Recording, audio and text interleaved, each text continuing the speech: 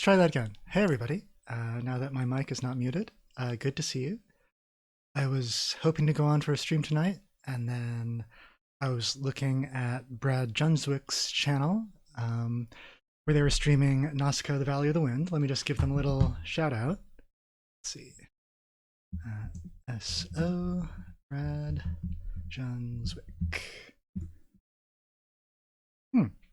For some reason, the shout out didn't go through. It's a little strange.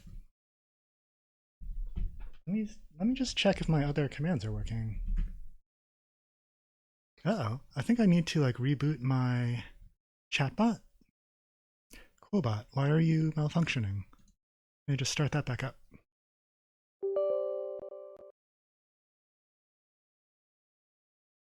Hope you guys can bear with me for a second during this technical difficulty.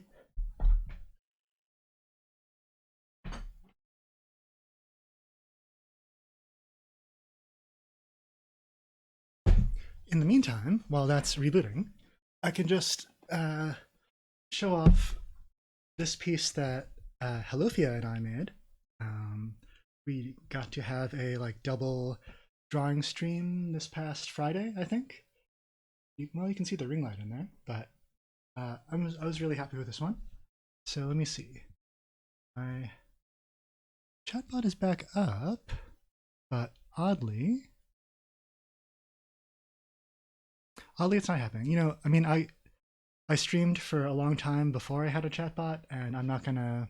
I think I'll just have to work that out later. And I mean, you've all seen the timers that come through. Like, it just promotes my socials and whatnot. We can live without it. It's fine. So why don't we go over to the drawing board?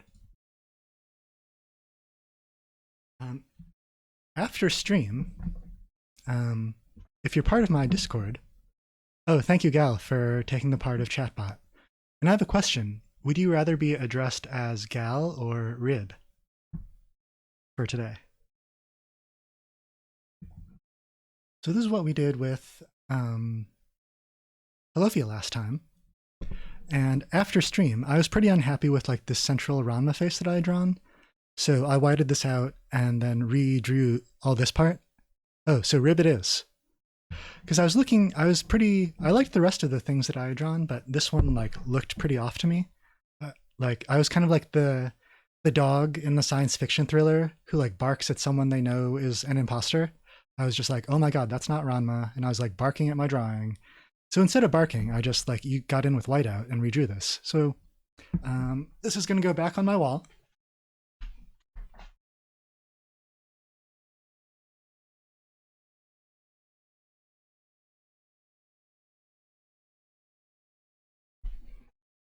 Hey, Spider Babby's in the chat. Nice to see you. So a nice thing about getting here early is you can help me determine what's going to happen with this drawing. Like I said, it's a Nausicaa stream, and by that, I think I didn't mean the character exactly, but anyone from the world of Nausicaa, and I think I'm going to do like a little poll to kind of figure out just which character it will be. So let me go over to my manage poll window. So let's see. New poll. Question. Mouse. Let's see. Character. I can spell that. So Nausicaa. How about Master Yupa? Who else is there? There's Kushana. Let's see.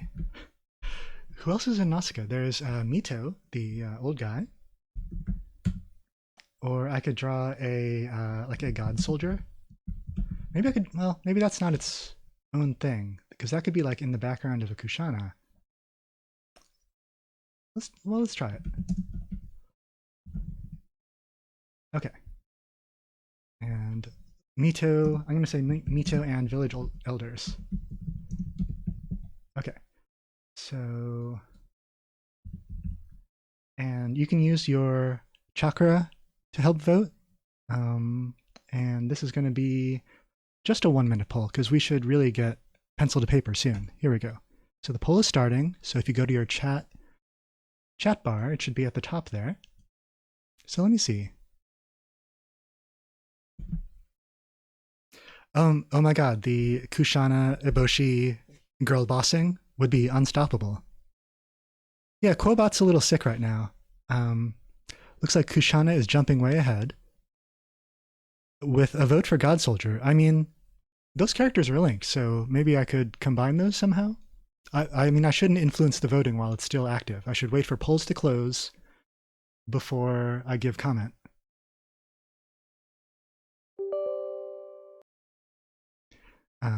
That little sound was me trying to resuscitate Quobot. We'll see.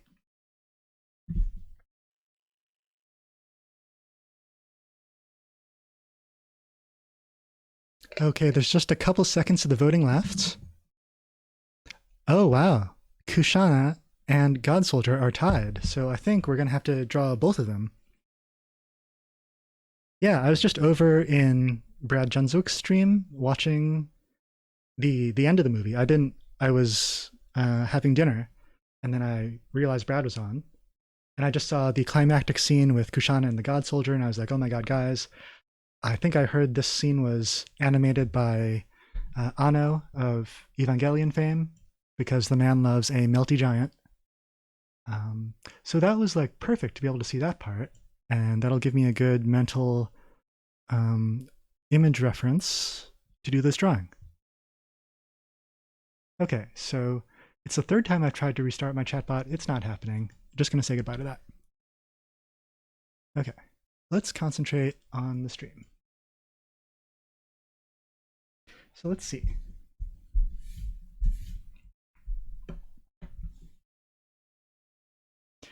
So I'm going back to my 9x12 Bristol after doing that 14x17 combo stream with Helofia. We're back to kind of solo size.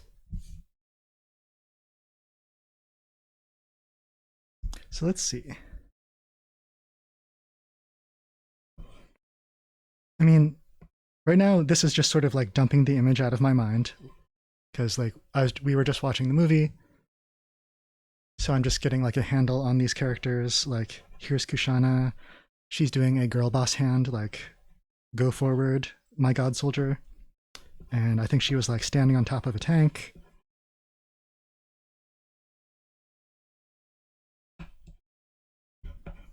And then here's the God Soldier. Here's his big nasty toothy mouth and all the like drips coming down. I'm just trying to like reposition this lamp so it's not blown out quite as much. Oh hey, should also say hi to everybody. I think I haven't said hi to Gay Dog yet, so hey Gay Dog. I said hi to Spider Babby, Rib, Yoski Droski, nice to see you, and thank you again last time for the sub. And I think that's everybody I see. Okay, so let me see. So I don't want to exactly do this image, but it'll help me kind of get warmed up into like the Nausicaa mindset.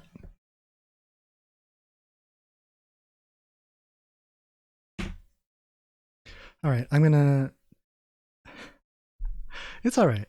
I've gotten used to saying hi and drawing. Yeah, I'm gonna save you guys 20,000 channel points and just erase all this.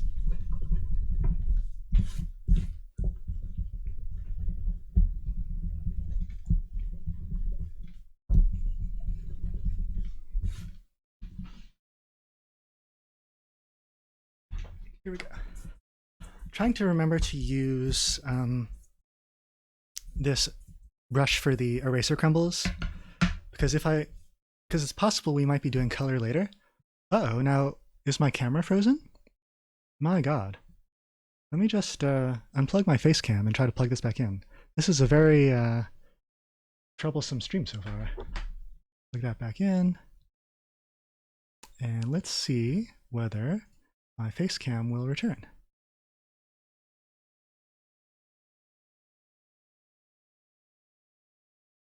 Hey, all right. Yeah, I'm kind of like rolling with the punches the stream is throwing me. Totally cool. Good to be back. So I was trying to say, like, I have to remember to use this guy, because if I just if I brush this off with my hand, like oil and sweat and other like dirt and stuff will get on, and then when I try to watercolor, it will resist. Anyway, so using this guy,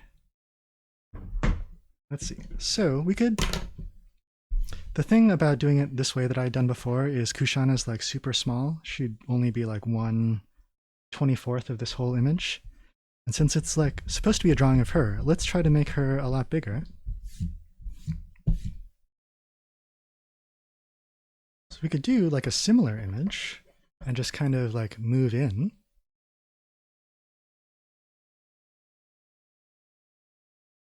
Like, I'm just kind of playing or like exploring some ideas here.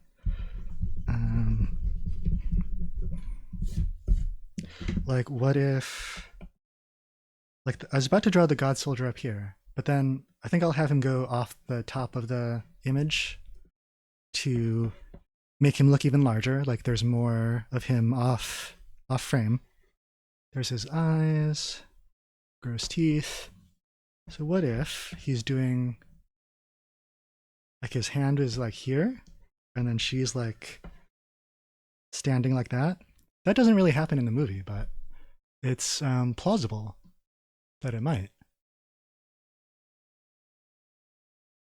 Oh, Jared, what is it that you find sus? Let's see, if she's here, I need to... it's probably... I was thinking of moving the giant face over here to not overlap, but maybe overlapping is good. No, thank you for the bits. Let's see. What's going on? Jared, what we're doing is a Kushana and God Soldier drawing stream. Let's see. Maybe she could be like here.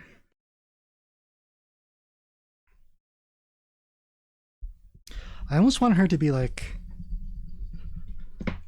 her arm is here and then she's like patting him on the face.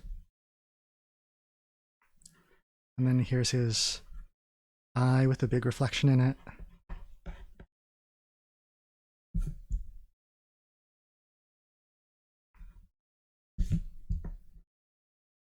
And then maybe this hand is, I think, is this arm, that's like the arm that she's missing. Like it has like an armored thing that she takes off. I think in the comic she has both arms, and in the movie just one. But maybe she's like majestically clutching her cape and that's like ruffling out this way. That's possible. But there is something that I'm really drawn to. So yeah, I think she loses the same, I mean, if you haven't seen Mononoke or Nausicaa, kind of plug your ears for the next 10 seconds. But, because this is a spoiler, I think that she is missing the same arm as Eboshi. So definitely a pattern of one-armed girl bosses in Miyazaki film. Anyway, so getting ready for the stream, I did go pull my Nausicaa books off the shelf. I don't have all of them. But there's a great part in 3 where they have this whole like cavalry battle. Oh, those guys have like hairy horses. I don't know what those are. But like the Kushana soldiers have these incredible like armored chickens. I mean, Spider Baby, do you know, were these before or after chocobos? Because it's kind of the same idea. Like you have like a mount, but it is a large bird.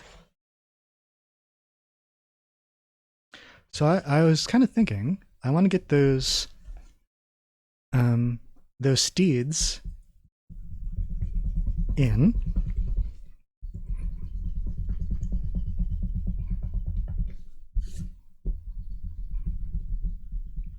I noticed I said steed because I'm still unhappy that I gave the wrong clue to Rib's crossword the other day, which I think the question was like a knight's ride, and I was like, oh, a knight would ride a horse, obviously, but then the answer was steed. But like a large chicken could still be a steed. Now I did redeem myself because I got grapplers at the end. I mean, we all have our different talents. Maybe crossing words isn't always mine, but I have other things to make up for that. Oh, Paul is in the chat. Nice to see you, Paul. Okay, so um, maybe I could work all these ideas together. So I could do like a central kind of mounted figure of Kushana. And so her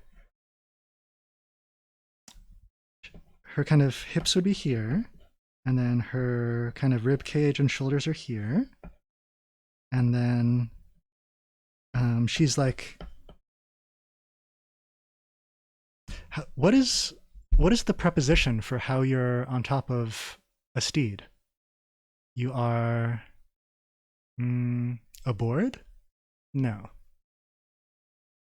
I don't know. I don't know. On top is fine. So she's like riding this chicken, this mount. When you say steed, does that imply horse? So, and then the bird head could be here, right? She's here. I assume that there's like lots of bridling, and I could check how they do it. And so maybe she's like, whoa there, and it's sort of like rearing up. A steed could be a cow or a bull, or a dragon. Okay. Then I'm going to keep saying steed.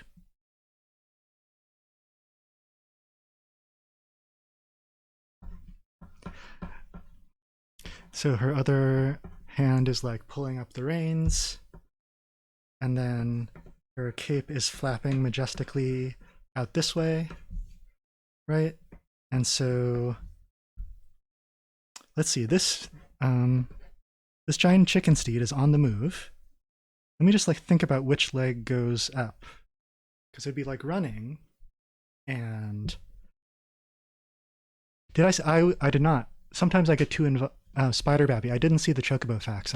Sometimes I get so involved in the drawing. I need to check up on the chat. Okay, so Spider Babby says first chocobo appearance was Final Fantasy II, 1988. Nausicaa manga was 82 through 94. So if we do the math, we can see that these bird mounts were Nausicaa first.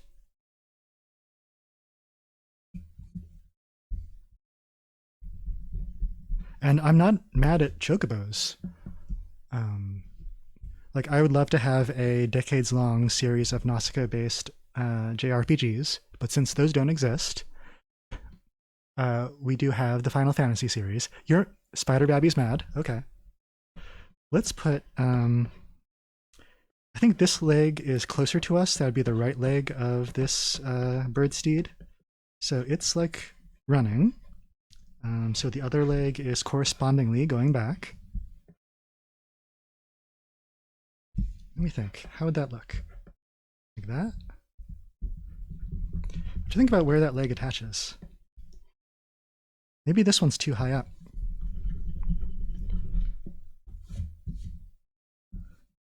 Let's see. Comes down. So the other part of this composition is the God Soldier can go back here. Maybe there could be a bunch of them. Even though, I mean, I don't think they're out yet in this part of the story, but it's all right.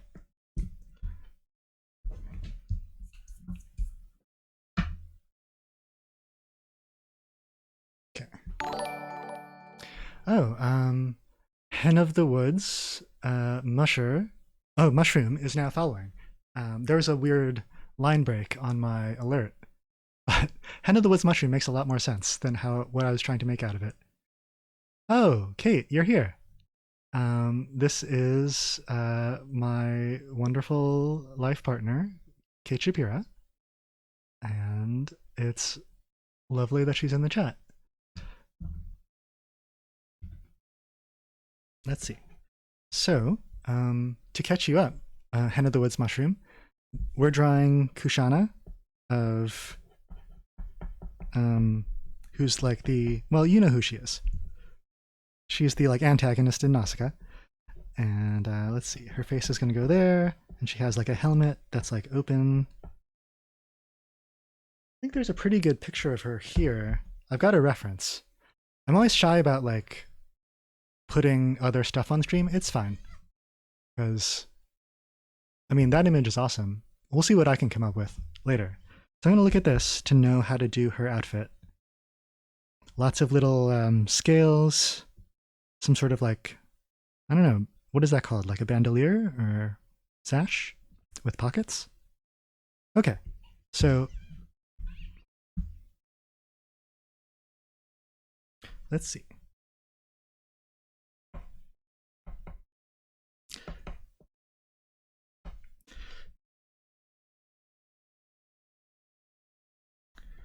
Okay, putting in the God Soldier faces.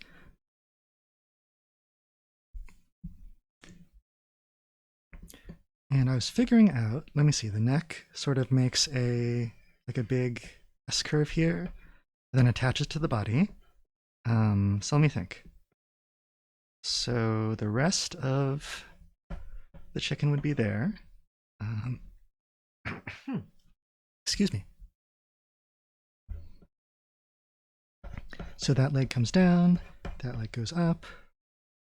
For some reason that still looks strange to me.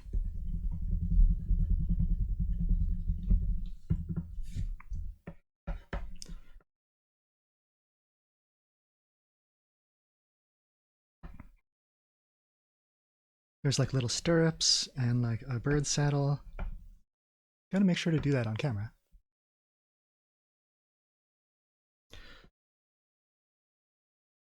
Okay. I think this is gonna work. Okay, the leg goes here.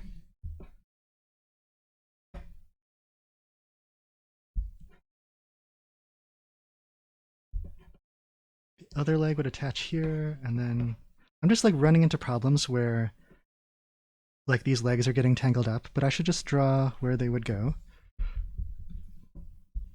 There's the belly. And I can draw these toes pretty large because they're kind of close to us where we're looking at the image from.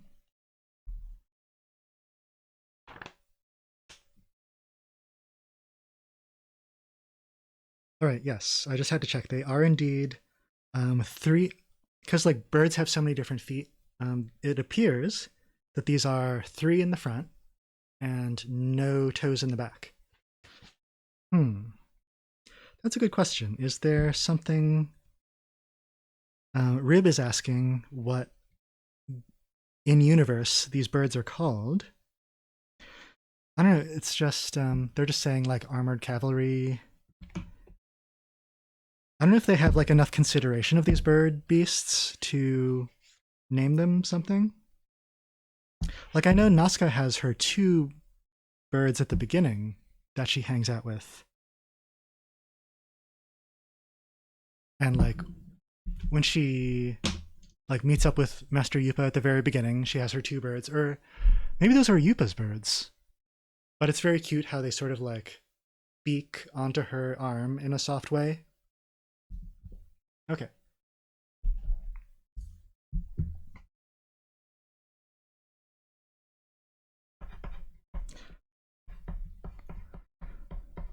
And in most of those reference images that I saw, it looked like horse claws. Wow. I guess that makes sense. Ish. Like, horses themselves are unclawed. So then you like do the math and like add chickens which have claws, and now you have these guys. Okay. I'm gonna put little blinders on here. And I'm not, strictly going from reference. I'm kind of inventing my own version here. So there's like some head plumes on here.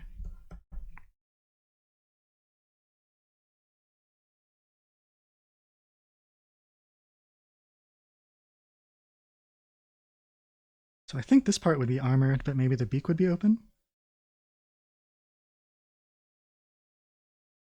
And then I think I'll put another armor plate sort of on their chest area. I feel like that would make practical sense.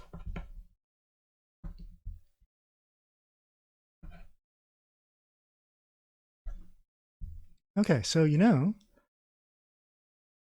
I'm wondering how much more I need to refine this before I start inking. I feel like I could use a little more. I could give myself a hand here and put some more detail in. Oh, they do look like a shoebill stork. I don't really know what a moa looks like, but I want to. So let me see. Let me look up moa.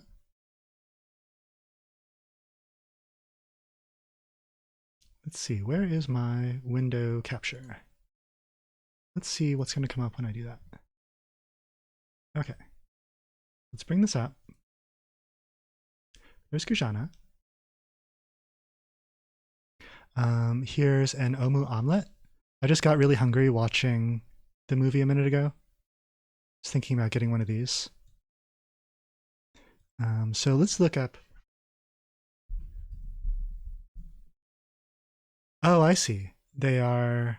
I'm hearing from Hen of the Woods Mushroom that they are extinct. Oh, they were New Zealandish? Oh, NBC News is saying that they weren't so giant. But, I mean, they look pretty effing giant to me. Oh, a slimy little worm is here. Nice to see you, Slimy. And then the other bird we talked about was Shoebill. Oh my god.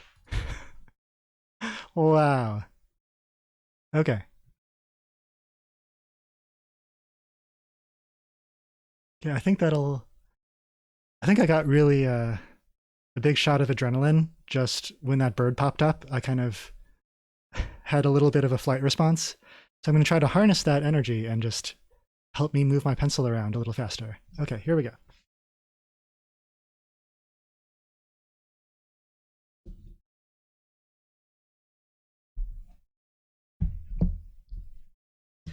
So, right now I'm not going to erase everything. I'm just lightly, maybe like 50% erasing this face. So I could like get a little more detail in on Kushana. Get that out of frame. Okay.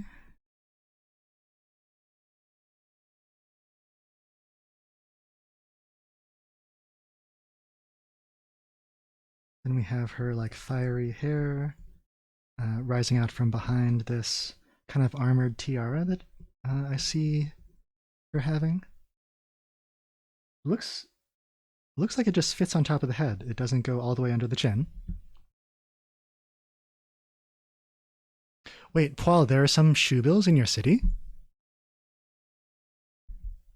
Oh, but just in one tiny zone, not like outside your window at the bird feeder right now.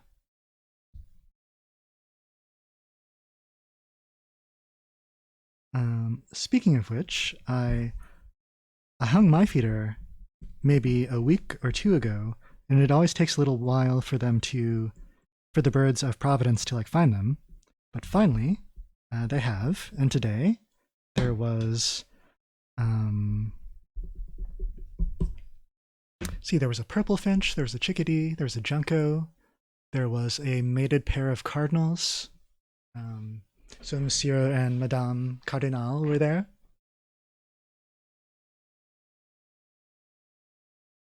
Wow.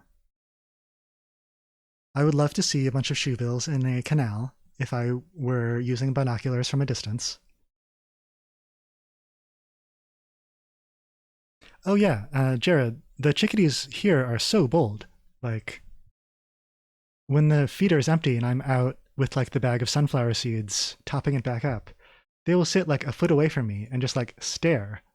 Like, they're telling me to hurry up. I'm just moving in a little bit. Just to get some of this facial detail.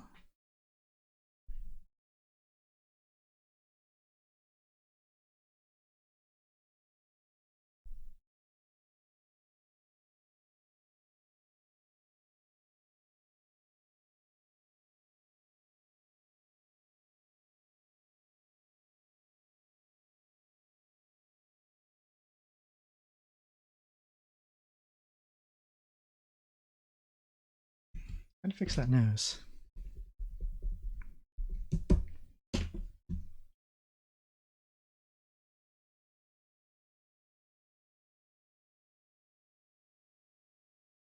Okay. And so then there's like, looks like she has kind of a chainmail collar.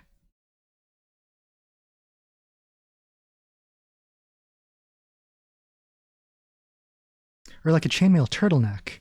And then like a sort of a plate armor kind of collar that goes around here. Like she has like popped the collar on her polo shirt, except now it's like metal.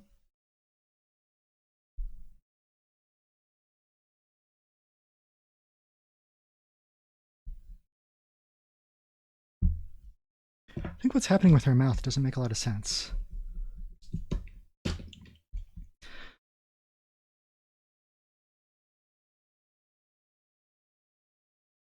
Okay. I was kind of picturing her saying like, whoa there. So I'm kind of making an O-ish shape with her mouth. Okay. And then the hair comes up the back.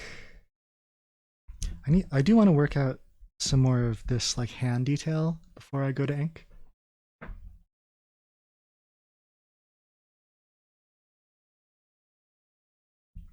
Man, when I launched this stream, I think I didn't realize how complicated it is to draw like plate armor.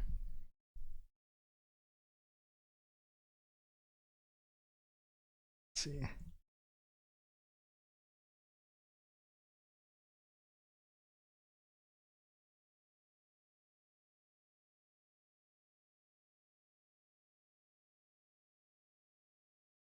And then, let's see, she has a big kind of like U-shaped chest protector. And then her cape kind of is attached to that. All right. And she has lots of like snaky details on her. Like up here, there's kind of like a little gem, and then like a little snaky head here.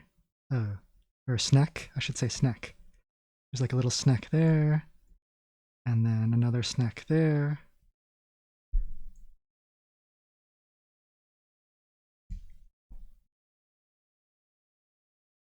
Yeah, I could probably count on one hand the number of times I've drawn armor, and that count might be one.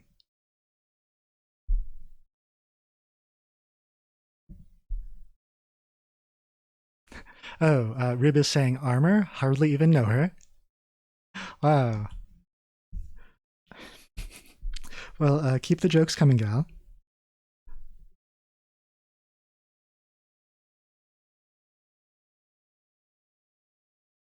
Oh, did everybody watch the double feature yesterday? Not yesterday, was it? It was Friday night. It's now... No, it was Saturday night, and it's now Monday. Yeah, I think I took a night off streaming yesterday, just because of all the like energy from the premiere night.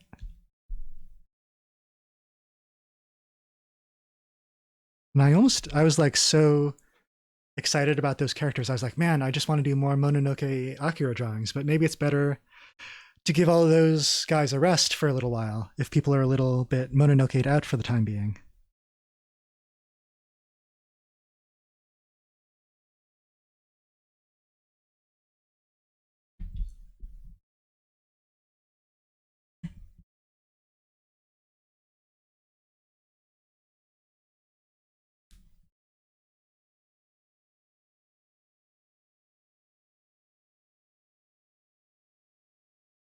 I'm, I'm kind of thinking this arm doesn't really look like I'm foreshortening properly. It just looks like a short little arm. So I'm going to definitely adjust this hand, adjust this. Because I'd sort of drawn like the top of the hand, but maybe it should be more frontward.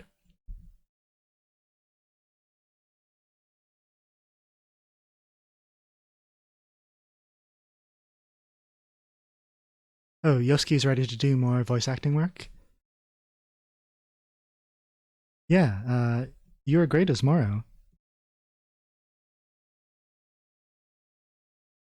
I feel like executive producer Halofia needs a a long break from doing any more dubs right for the moment.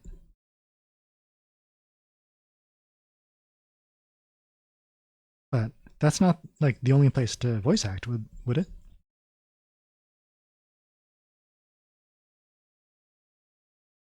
I need to zoom this camera out because I'm like keep going off frame. Let's just go back a little. Okay. Oh, looks. Oh, I had I had just fallen for that. That you're going to do your like a continuation of your Sims soap opera. Oh, hey there, Pichu slapping bot. I just need to put a couple Pichus here in the chat.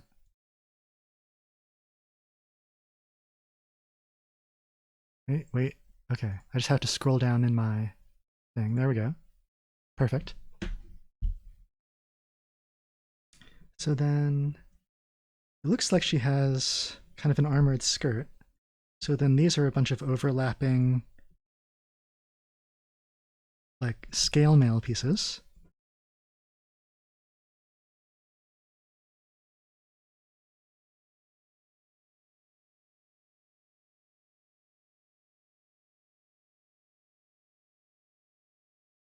Let's see, and then I'm trying to figure out how taut to make this harness that she's holding. And how would you hold it?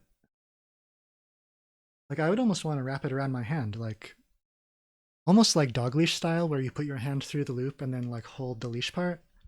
So maybe I'll put like, I mean, I don't ride steeds, but I'm imagining that I would want a pretty solid hold on that. So I'm going to wrap that around the front of her hand a little bit. And then a little line between there. See which, her shoulder's here, her arm goes back. How does this, I'm just trying to figure out how this hand works. Like that. That's like the knuckle of the index finger. 1, 3, 1, 2, 3, 4 fingers.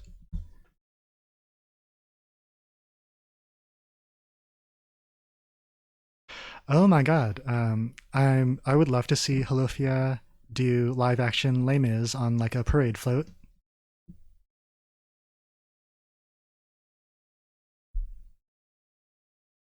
Okay.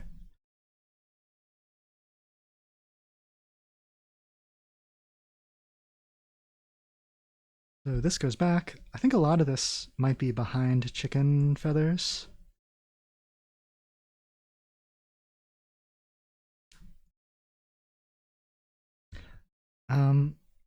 Let's see. And then there's another snack.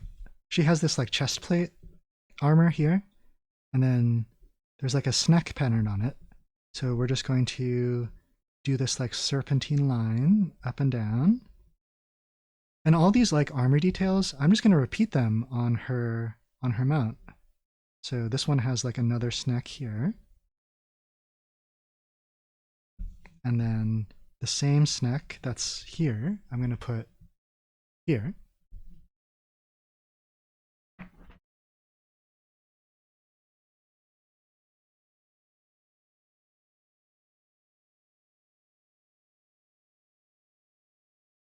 Okay. Let's just zoom out a little more. Okay. This is as far back as we go. You know, I think it's almost inking time. How are we? We're only 44 minutes in, and I spent a lot of time talking at the beginning. So let me just help myself out, just add a little more detail on the claws of the horse claw. And I feel like when I ink this guy's in motion, so I bet I could do like kind of speed lines off of here, like make this leading edge solid, but the trailing edge, like use these kind of zigzags to show that this is like it's mid horse claw stride.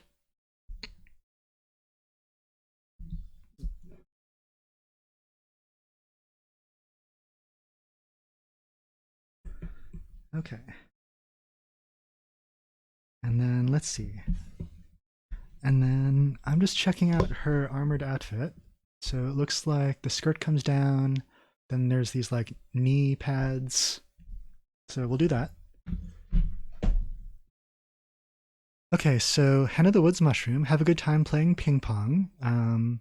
Good luck facing your mom, who's a ping pong expert, but you've won before, and I believe you can this time. See you later, Hen.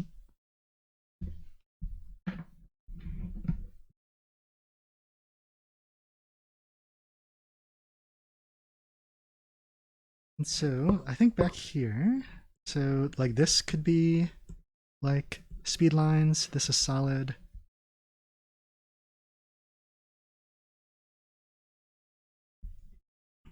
And I think back here, this sort of like oh,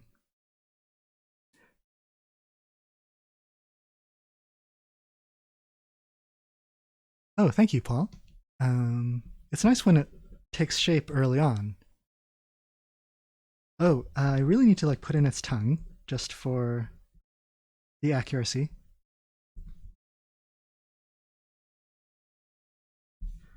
So she has this knee armor.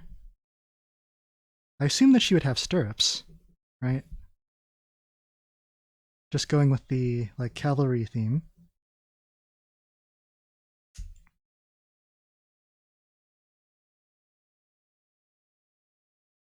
Okay. These god soldiers are really vague, so I don't know in what stage of melting they are. I just want to double check what they look like. Let me go. Let's bring back the window capture. Okay, so we were looking at shoe bills. They're very upsetting. But god soldiers definitely could challenge them for upsetting Ness. Okay, here we go. God soldier Nausicaa. God warrior. Okay, so sometimes they're like very vague like this. Ooh. Ooh.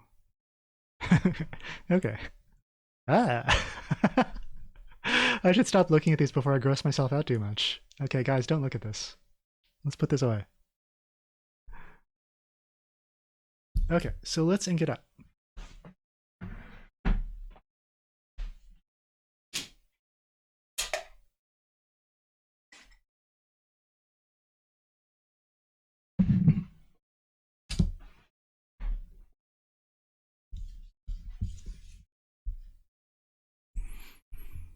Okay, we're entering a new phase of the stream. And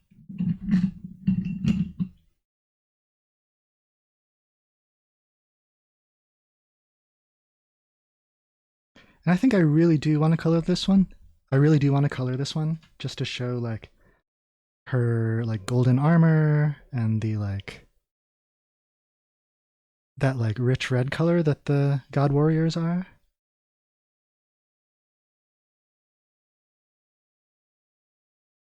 I'm not really sure what color the horse claws should be. I suppose they could be anything. Like here they're blue, but maybe like Chocobo they come in different colors.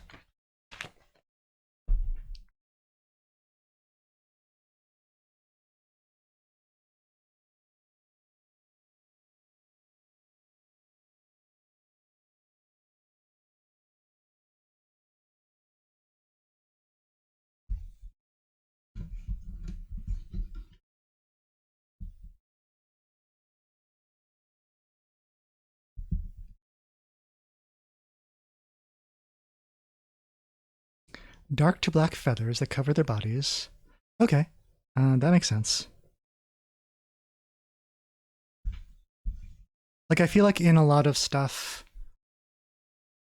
when there are like black toned colored things, a lot of time artists will paint them as blue, just because like doing a full black would maybe stop the eye too much.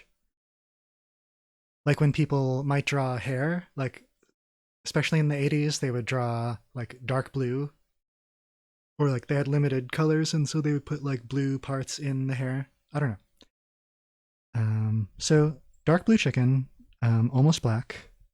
I'm just making like a list of colors for later.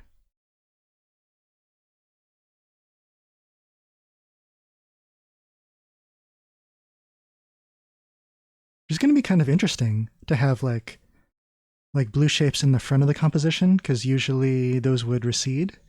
And then like the god soldiers are like red and they're way in the back, and probably the whole sky is going to be on fire. So there's going to be some interesting like dimensions to the coloring. I look forward to approaching that. So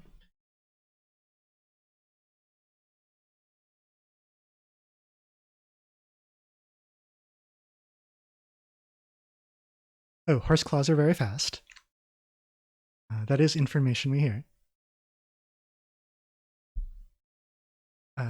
That is information we need. Okay, so let's start inking. I've got my trusty, or do I have it? Do I have it? I had moved all my supplies around for the Polyphia stream because we weren't going to use these. Like, these were way too messy for 2 people. So I had temporarily put those away, but they're back. Probably going to need this guy too. And I imagine that I'll want a brush. Okay, I've got some brushes. That'll be later. So I usually like to zoom in for the inking stage. So, I think, I don't know, maybe I should draw, what should I draw first? These guys? They're in the top. Like, it's good to start at the top left so I don't smudge as much. But maybe I could like get some, I'm going to start with this claw just because it's the closest to us, and I also push that as a priority on my to-do list. How do I clean my nibs? Well, when I remember to, right after a drawing session, I'll just swish them out in water and then dry them with, like, this is just a cut-off piece of a t-shirt. If they're really clotted up, like say this guy, which I forgot to clean, I might use some rubbing alcohol. But usually just soap and water is good enough, and make sure to dry it afterwards so it doesn't rust. Okay, here we go.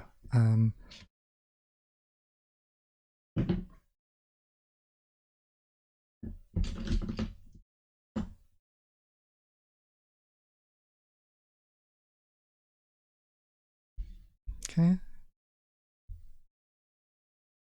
All right, and we're at 53 minutes. Perfect. We're like ahead of schedule. I mean, we don't strictly always have to do 1 hour penciling, 1 hour inking and coloring, but that tends to be how these work out.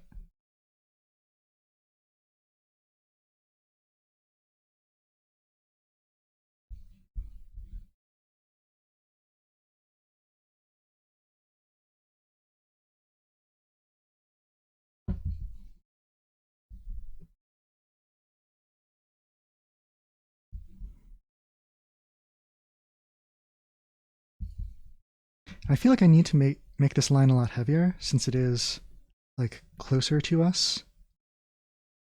Like that's one of the main ways people create depth, like things closer and farther, by just doing heavier lines closer, and then like back here these could be pretty light. Okay. Gaydog says they've also seen people mention preparing nibs with lime juice. Do I do that? I mean, I've heard when they're like fresh from the store, like out of the packet, that they do have like an oil coating on them just to help protect them from corrosion before they're sold. So people have different ways of figuring out how to get that coating off because it will interfere with your ink. Like, I know some people will hold the nib over a candle just to like burn off that oil. But yeah, I mean, I'd be more likely to use just like rubbing alcohol or just soap and water. Lime juice I would save to put in my drink. I think I wouldn't want to use that on a pen nib. Unless I was writing a letter with invisible ink, like if I were putting lime juice on my pen, I could write a secret message and send it to one of you there in chat, and then you could hold it up to your toaster and the secret message would turn brown, right?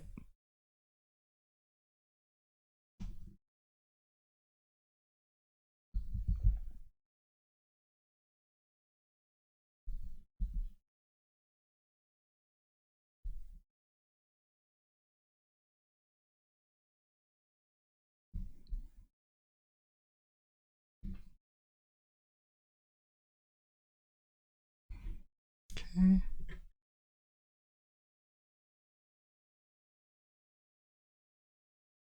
It looks like, in the reference I was looking at, that the horse claws sometimes will have like shin guards, like they're soccer players. So I'm not going to continue this like ribbed, like foot texture all the way down.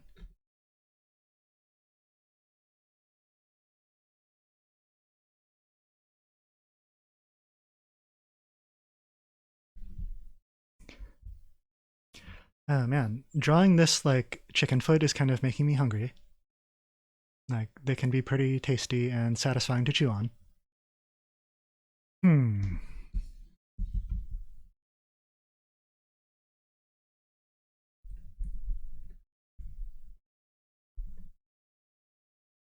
Oh, I keep going out of frame.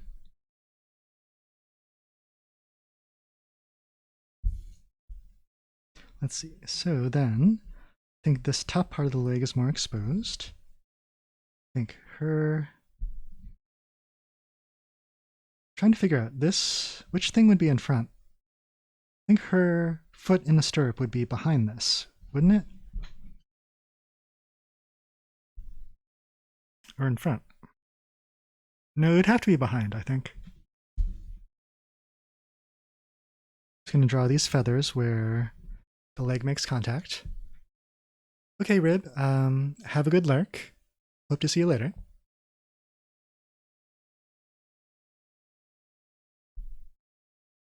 Oh, Gaydog has a good point. If this giant foot was still attached to this horse claw, I think it would appreciate it none too much if I were trying to have a gnaw at it.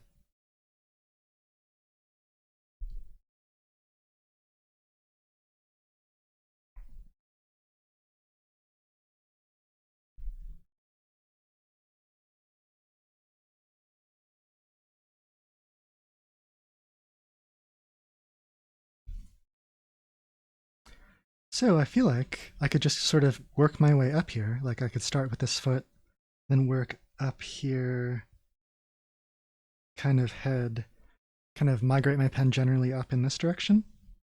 I feel like this is almost dry except for that one tiny glossy spot, so I'll just avoid that for the next minute or two.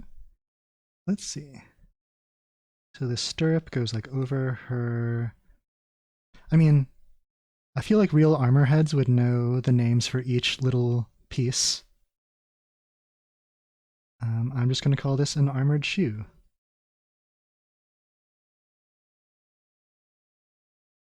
Okay. So Paul needs to sleep, but looks forward to seeing the finished piece. Thanks, Paul. Have a good rest.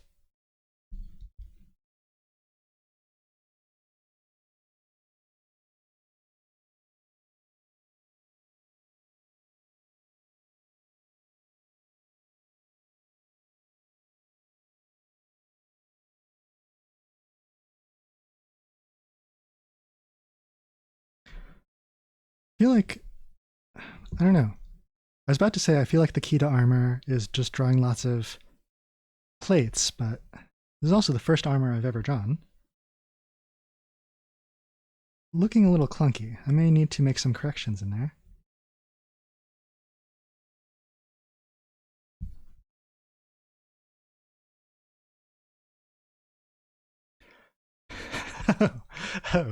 Yoski is bringing the armor terminology facts. Apparently, an armored shoe is a A puddly scrumpus. So let's draw the little spur back here.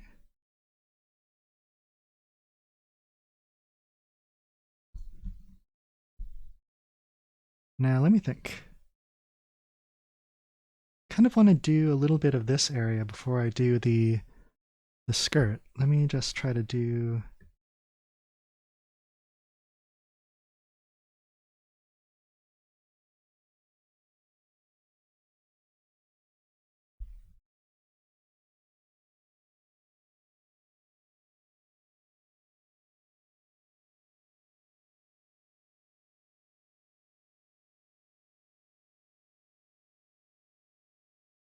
Okay, so that's where the this harness kind of wraps around her hand. So let me just bring that over here.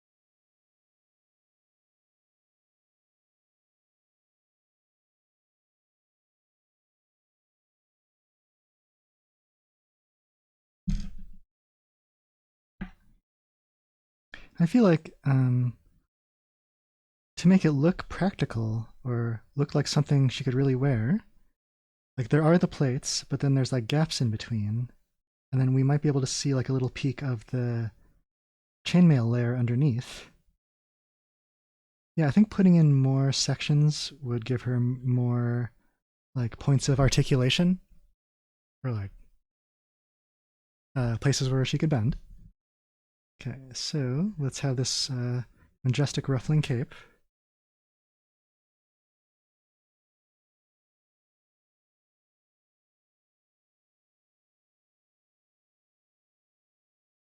Then that kind of comes together right there.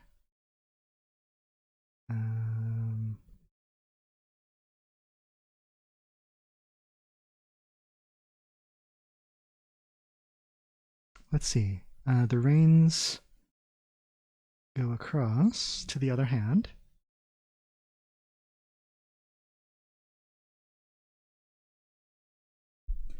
And then let's see, her thumb should come out like that.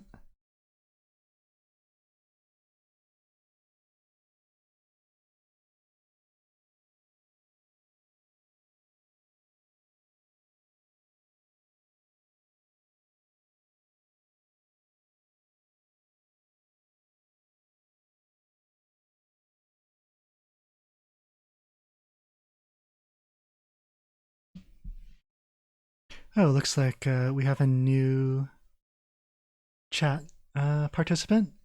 Jesper Deer, thanks for showing up. Oh, and thank you for your comment on the line work. I don't know if it's gorgeous yet. This is how much we've done so far. Usually it takes me a little bit to get into the rhythm of inking, so hopefully the like level of gorgeousness will like climb as we go. But to get there, I need to keep inking. So then she has this kind of like popped collar of armor, like it kind of goes in front here, and then wraps behind her, and then comes back out on this side.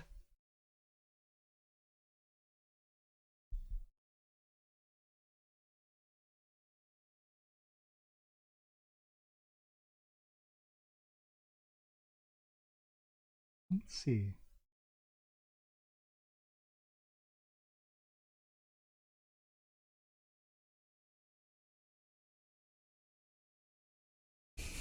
Oh, Gaydog saying the I was about to say foot, but according to Yoski Droski, the puddly scrumbus is looking good. Thank you, Gaydog.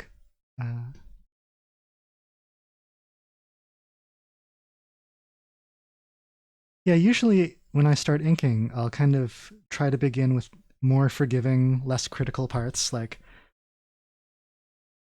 drawing this giant chicken foot like it should be kind of bumpy. And since it's like in fast motion, like it's okay if like the lines are pretty loose, and they should be. But once I kind of get myself calibrated, then I'll go in and do more critical stuff, like especially facial features.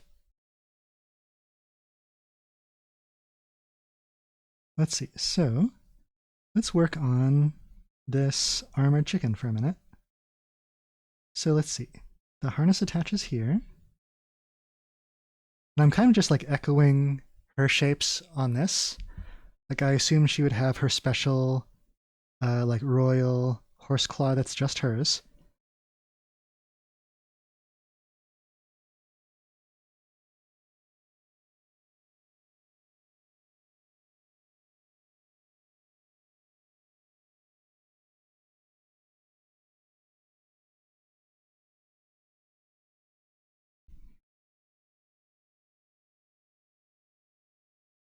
Okay, let's draw the beak.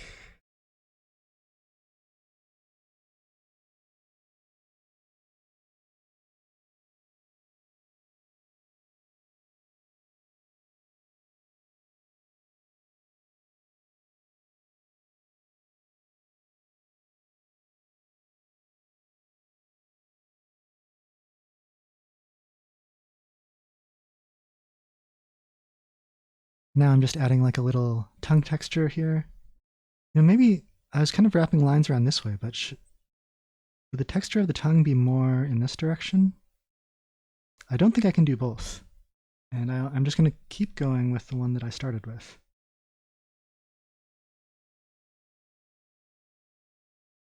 Okay.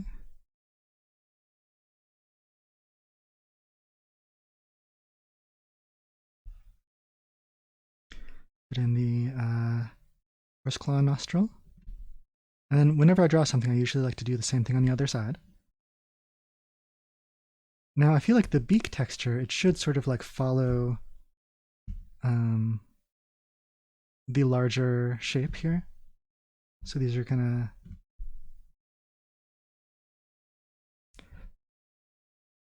just sort of like wrap around this way, just to show like what is a beak made of? Are they made of keratin, like horns and like antlers and nails and stuff are? I assume they would be. So not like perfectly smooth, but has like some like fibrous quality to it.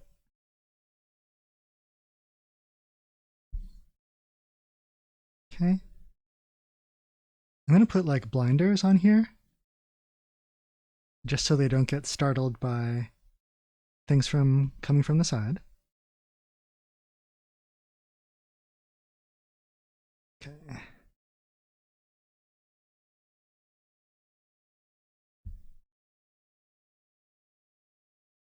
And then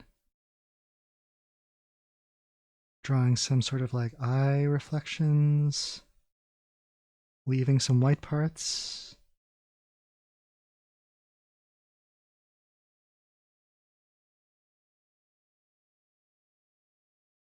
Some birds have like this really amazing like texture, like a textured like yellow ring around the outside of their eye. Like it almost looks like it's made of wool.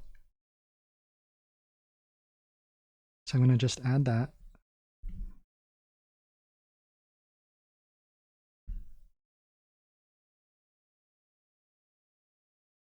Okay.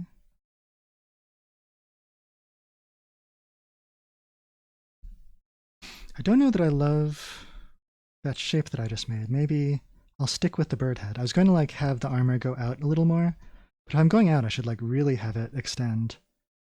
But I think I'm going to stick more with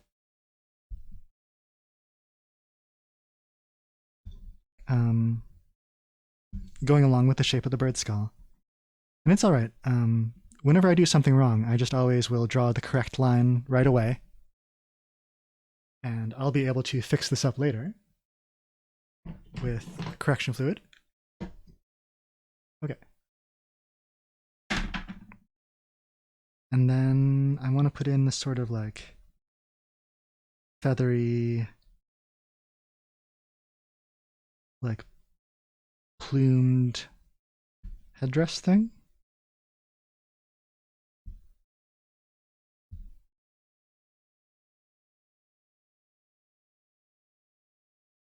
I'm making these edges like a little bit ragged because they're like blowing back in the wind.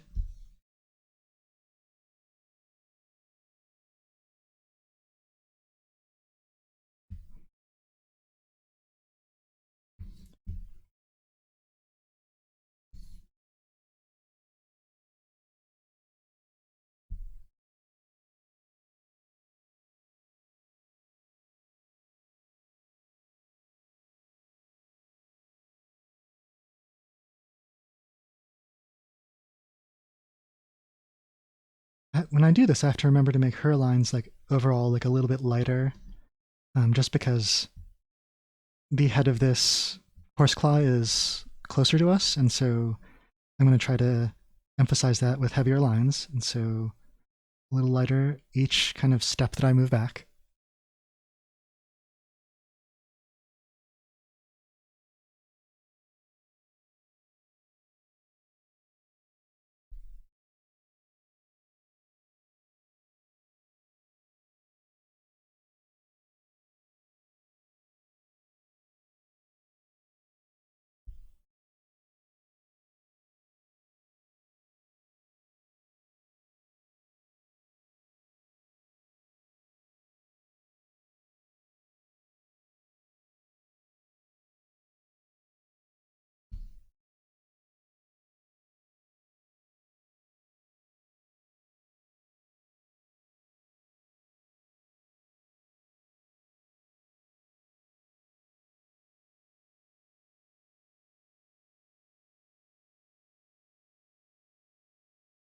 I feel like that little dot for the snack eye kind of makes those look pretty funny.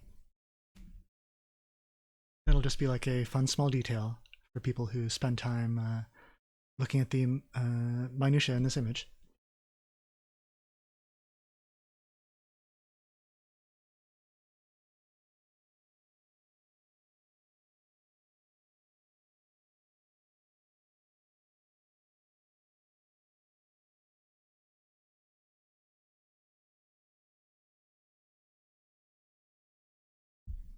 Let's see. So I have to make sure that this is all, to draw this to make sure that people know that this is armor and not chicken.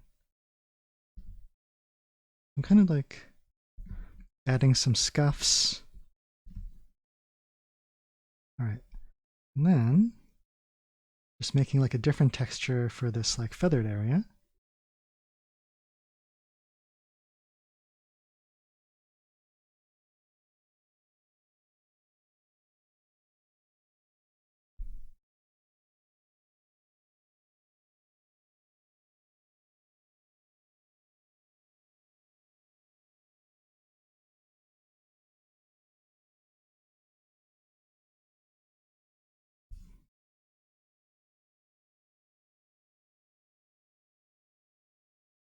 Let's see. I feel like I'm getting close to ready to start tackling this face. I can draw some of her like sort of fire-like hair kind of ruffling back.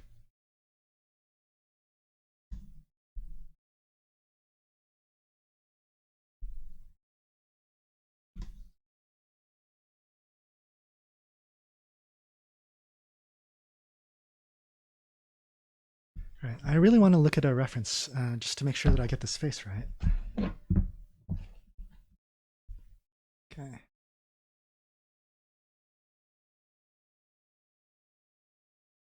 think I have, before I commit to ink, I have like a little wiggle room because I feel like her face, I've drawn her face more round and it's like a little taller. I think to make her look like less babyish and more like grown up and sophisticated and girl boss. So let's see. Let me just try to elongate this face a little bit.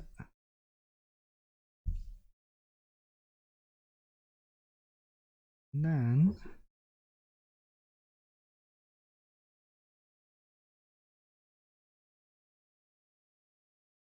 just narrowing the eyebrows because she is unhappy, or, you know, she's riding into battle, so it's appropriate. Mostly I'm going to try to keep this face pretty simple. Like, I think that might do it.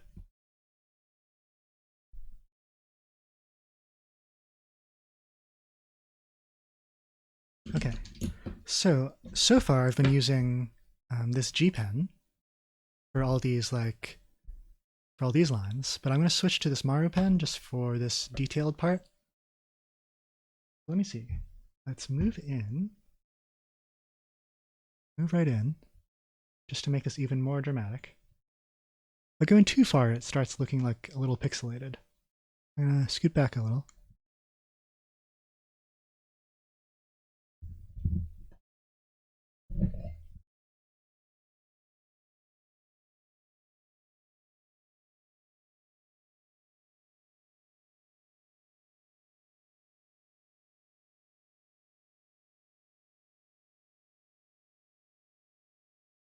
Okay.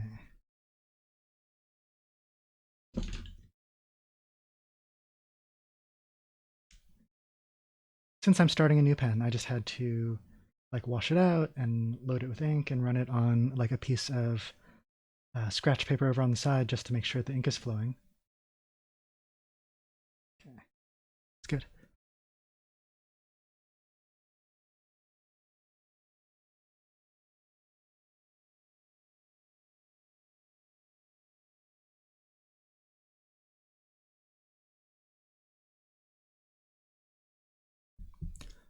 All right, so far so good. There's always kind of like the part of the picture where I might hold my breath a little bit, just because like a line a millimeter this way or that way can really make or break the expression or the resemblance to the character. Put a little reflection there, and then there's the pupil.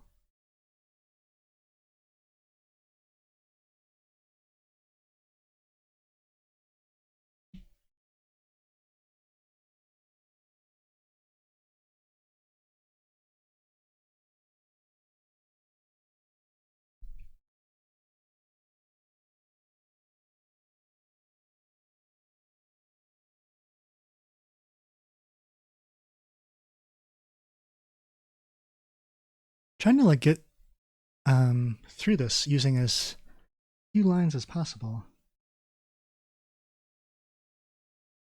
Okay.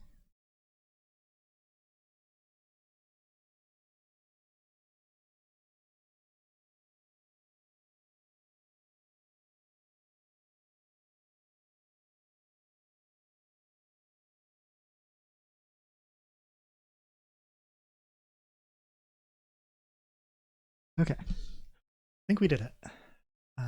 That's our Kushana face for now, and I'm going to stick with it.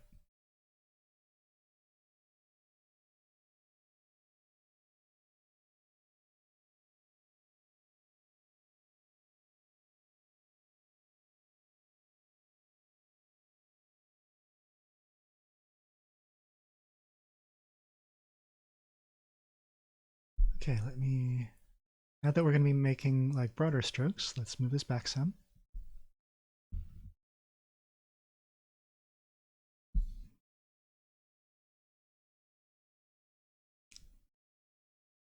Now I'm working on this chest plate, and I'm trying to indicate that there's sort of like a raised lip going around the edge.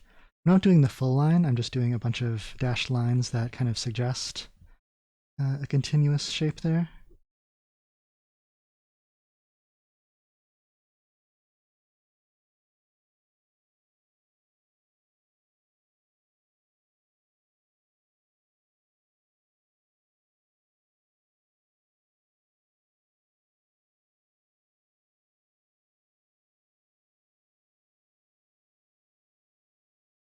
Yeah, it's a cute little snack. Okay. Kind of the same thing across the bottom here.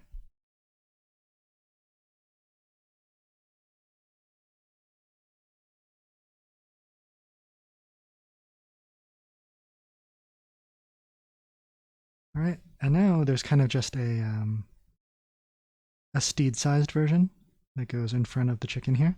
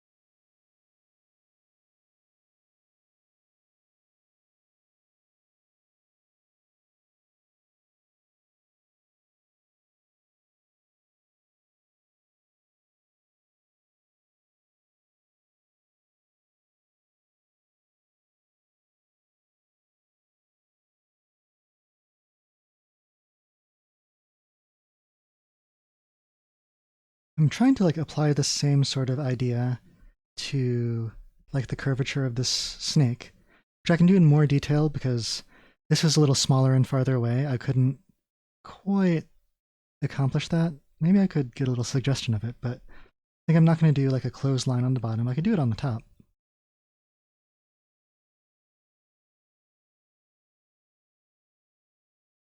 So I'm just sort of like drawing the underneath in a dashed way.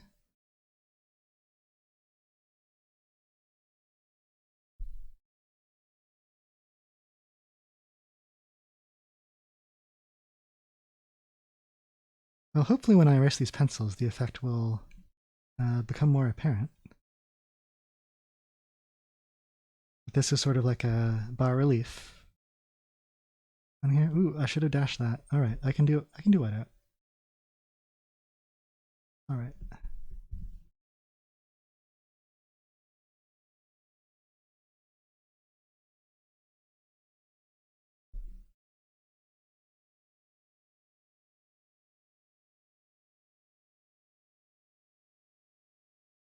I can kind of just like put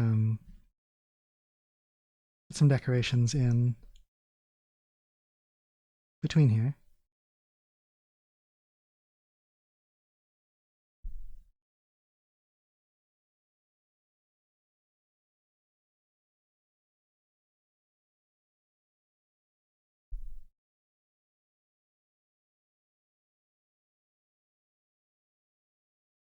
Okay.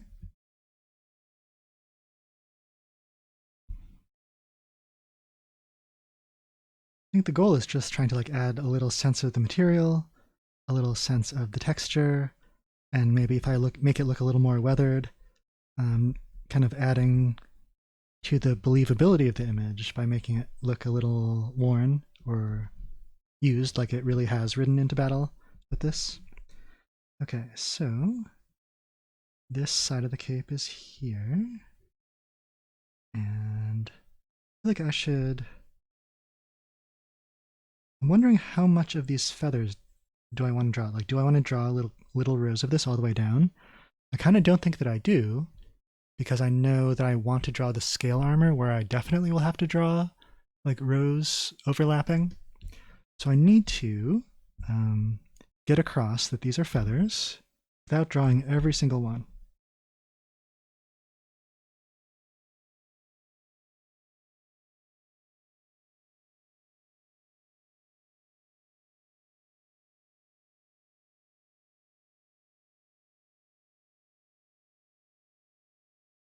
And on the back, I feel like I can make these a little more ruffly.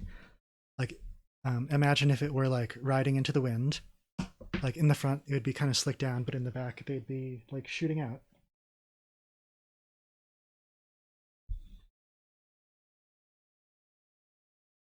So I might even like show some of these like getting pushed back and like ruffle these out some more. Maybe even have a few blowing, like a few loose feathers blowing off.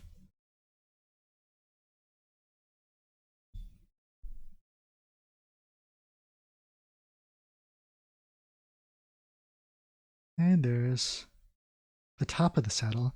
Is there a name, if there's anyone in the horse crowd here, like on the saddle, the thing in the middle that you could put your hand on?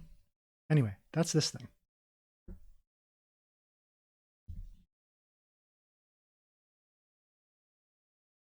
I feel like in order to like draw this stuff, there's like so much terminology you could get into knowing.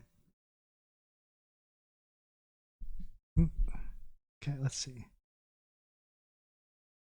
So I'm just drawing. She has like sort of a bandolier across her chest.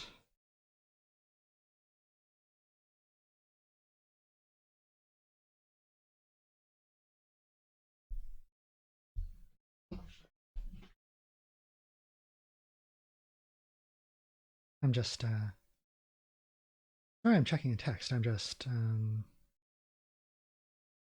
sometimes my tech support will text me in case something's wrong.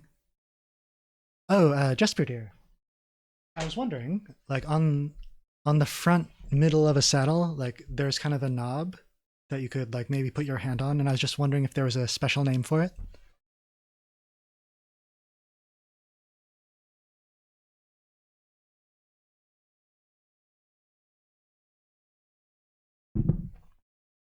Well, I think we're about an hour and a half in, so it's a good time to have my midstream snack.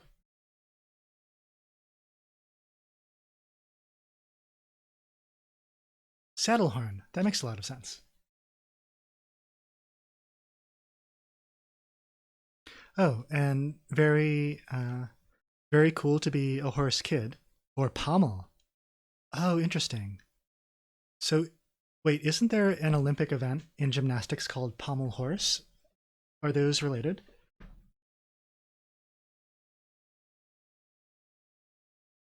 Like,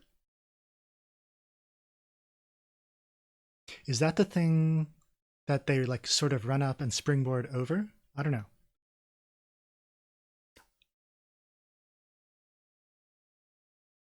Okay.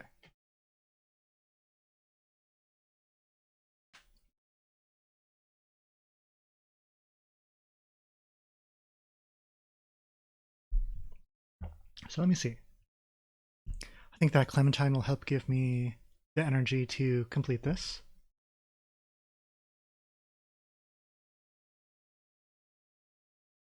Okay.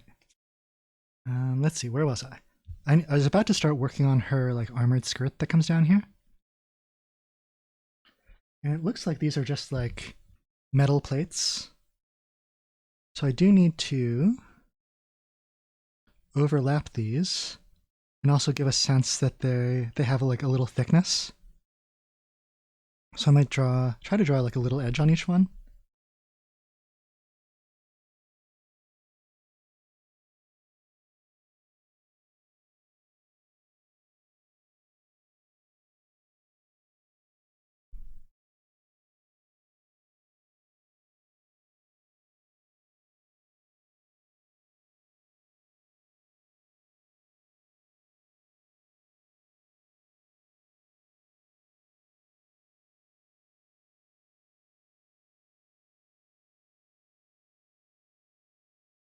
I want to figure out how to get these to sort of like cascade and follow her form, so this doesn't flatten out, because like her pelvis is like here resting in the saddle, and so then this might be something to work out more with pencil.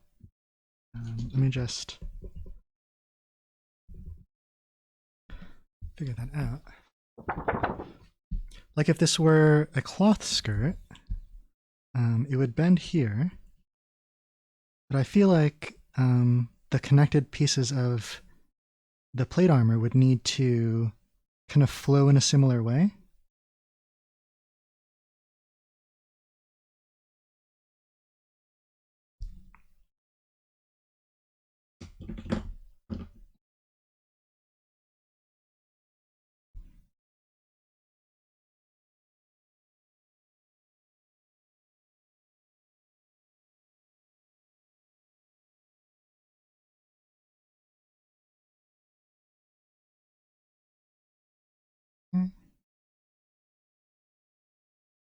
think this is working out. Like I should draw these a little closer together because this shape is sort of like sloping down and back up. And then a little further apart as they're turning towards us.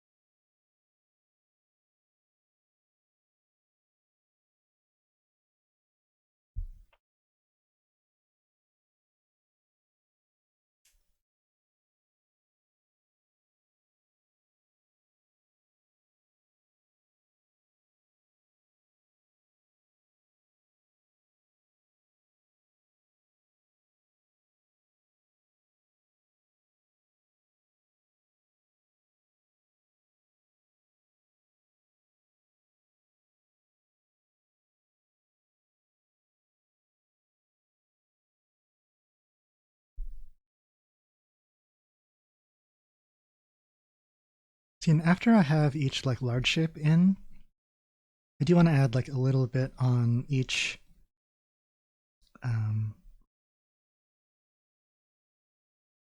to show like a little bit of like the scuffing.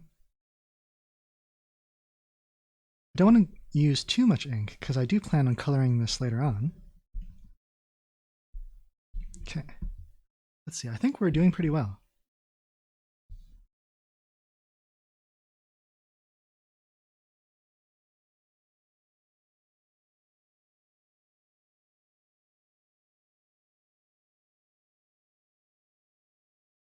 I'll draw the back of the saddle here.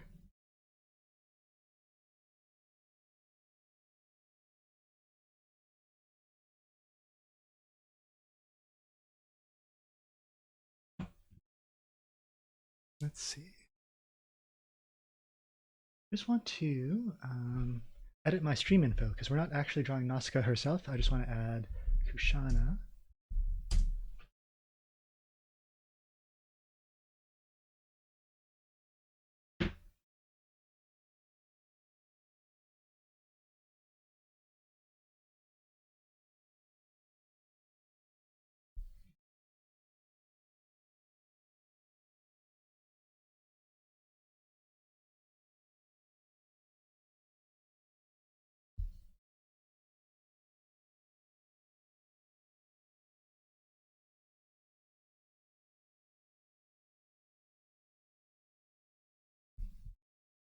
I think we're doing pretty well. Like I need to draw in this other leg it has, put in some god soldiers, draw its feathery butt, and then I think it's almost coloring time.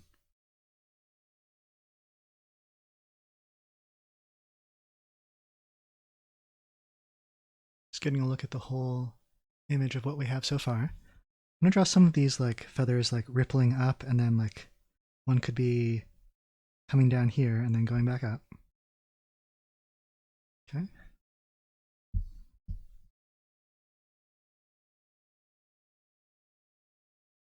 This is its other leg, which would kind of figure out this one attaches here.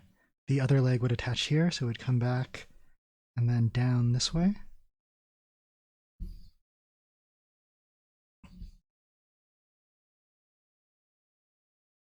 A lot of this is going to be in shadow.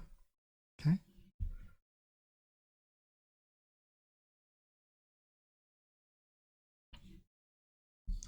Let's see. Trying to figure out where the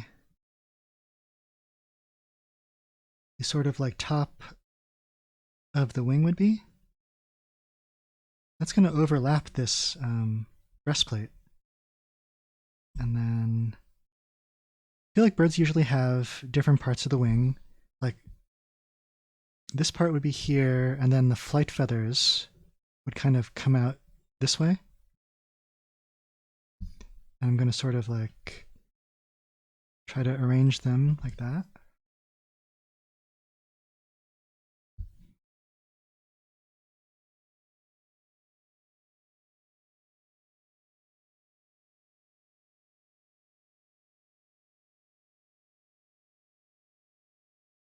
Right? So I think that's most of Kushana. I need to get this arm back here.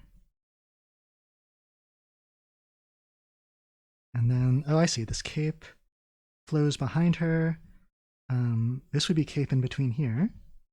This is her armored like bicep area. And then let's see, this cape comes out. Then it would like ruffle out this way.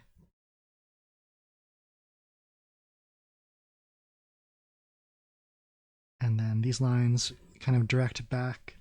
They're like pulling back from here. So let's follow this. So this cape comes off,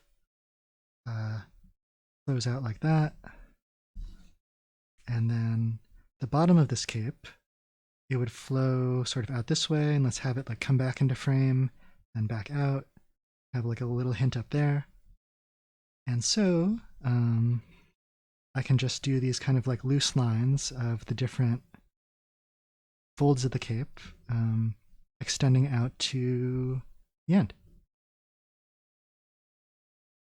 Nice. Okay. Oh, I still need to draw in this sort of like chainmail turtleneck that she has, and also like more detail on her top here, or on her, what would you call this? Sort of like, not exactly a full helmet, it's just like more of like a steel kind of tiara. So let me switch to my Maru pen.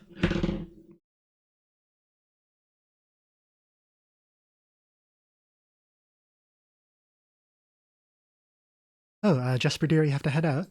Thanks for watching. Hope to see you in the future.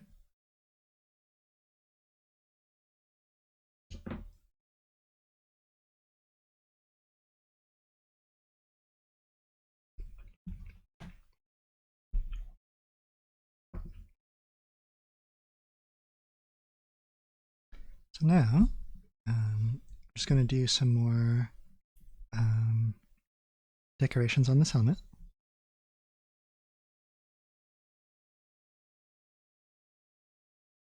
Since I'm doing some finer work, I could try to zoom this back in.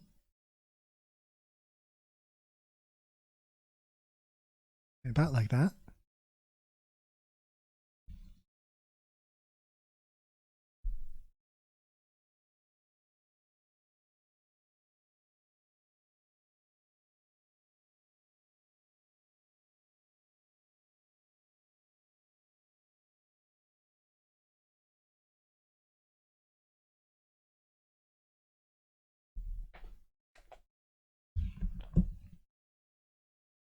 And I have to make sure that there are these like gemstones embedded in here, and all this like kind of decorative work.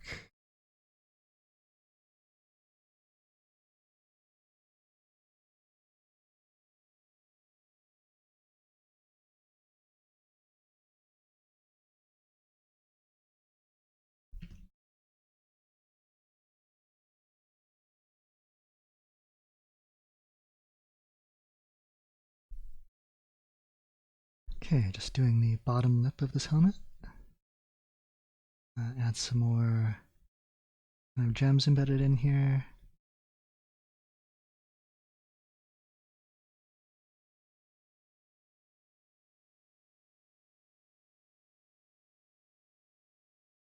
Okay.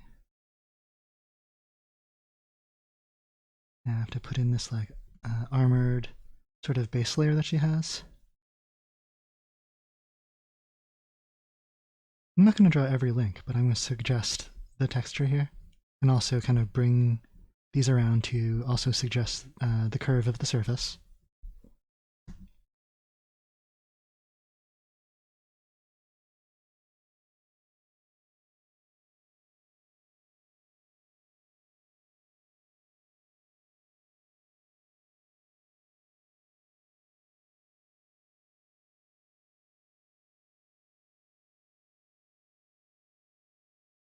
See, I'm going to bring these lines. I'm kind of imagining this sort of the shape of her collar that goes around. I'm going to just bring some of these. This would probably be in shadow, but I'm going to kind of darken this area by bringing these lines around behind her.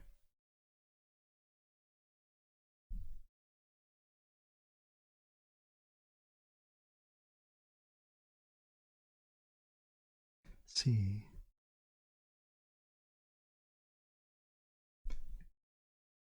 I think I'll have an easier time once I can erase these pencils, because I usually put down so much graphite, it's hard to tell what I've got.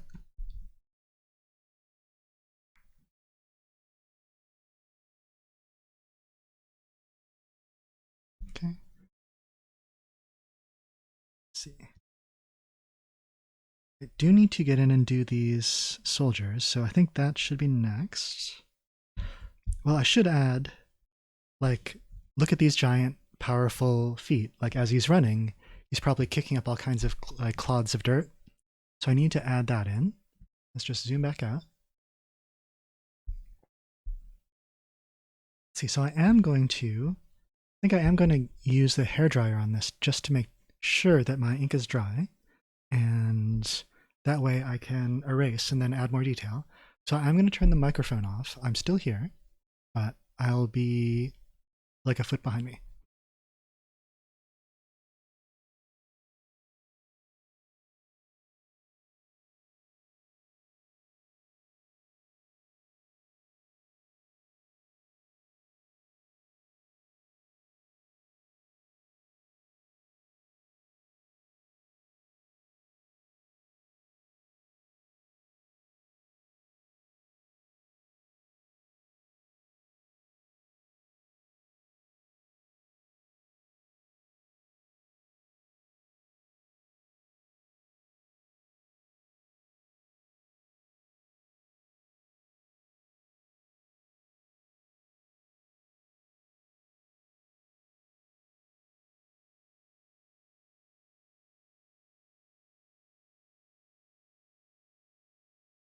All right, sound's back on. I'm back. So let's see if I can get rid of some of this pencil and really see what I've got. Especially the stuff I did first. This is definitely going to be dry.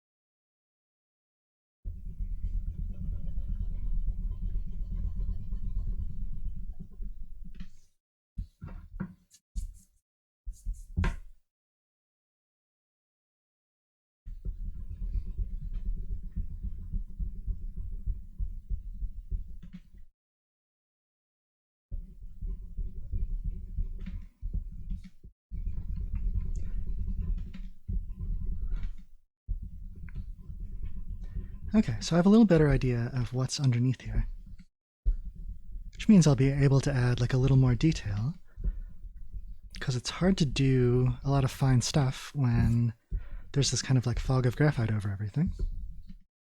But like the graphite is there to be a framework to help instruct me on where to put the lines, but since the major lines are in there in ink, I am free to take the pencils out.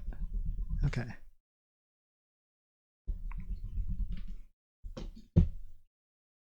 Just get rid of all of this crumble here.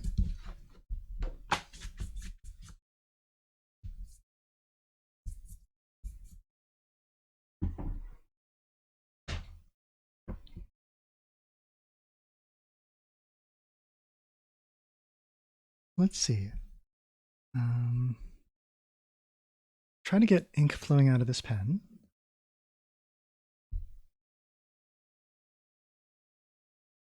Have to clean this off a little bit first.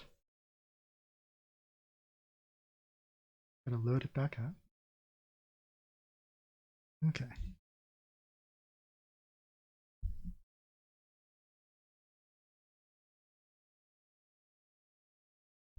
Yeah.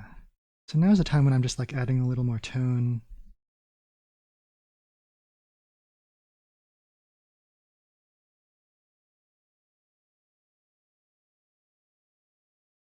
Like even though I am going to accomplish some of this with the watercolor, I think it's going to help me to establish some dark and light areas using ink still. I can like put a little scuffing on each of these.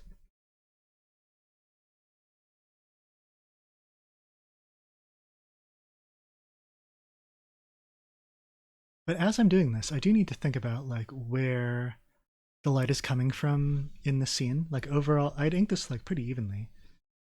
Like, is she riding towards the light? Because that could be like a little evocative, like light's coming this way, and it would be like a little bit like a flash photo, like the front of her face is lit, and then from behind it's like shadowed in.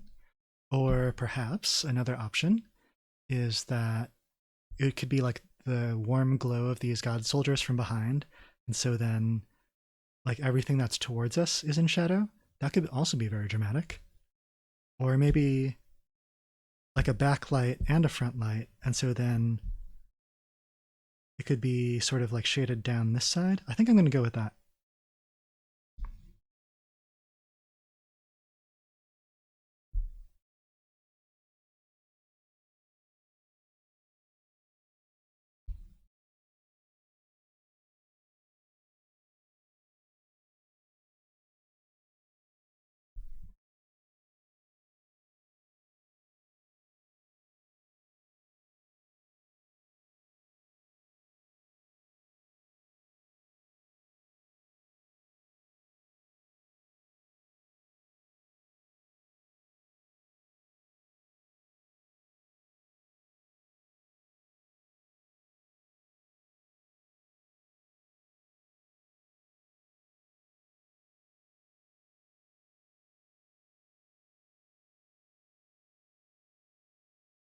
I think underneath this cape, I can just sort of bring that tone down this way. Just doing a layer of hatching and then rotating the paper like a few degrees.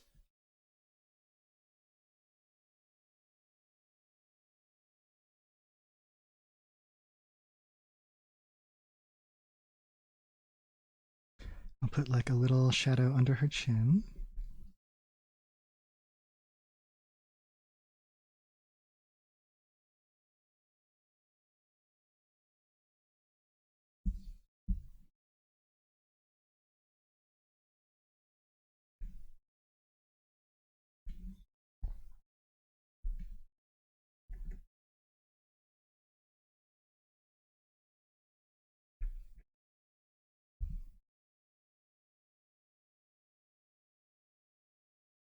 See, I can like darken this tongue in some more.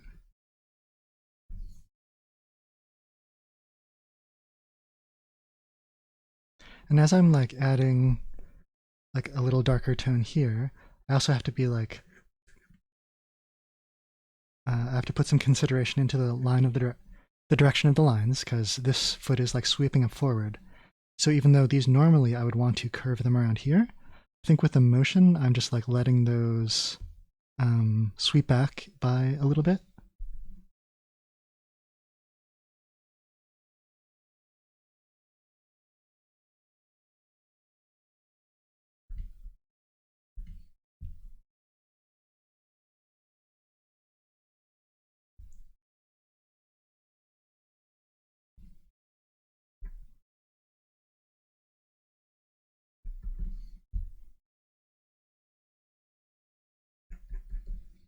I do need to go in and correct these lines, because when I did this bird helmet, for a moment I was going to draw these to draw it like sort of going away from the shape, but I decided that it should conform to the head, so I gotta get rid of a couple of these lines.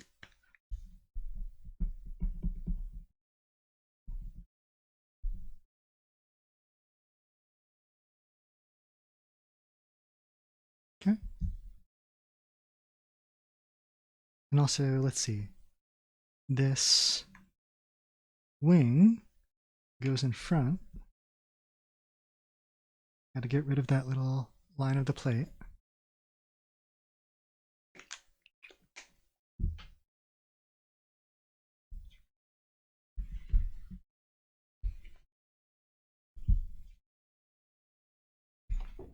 I was wondering, I think there must have been a drop from a pen that got on the back of my paper and was sort of smearing, but it looks like I got away without getting too much onto the image or onto my sleeves. I mean, I'm just cleaning up my workstation, my work table a little bit.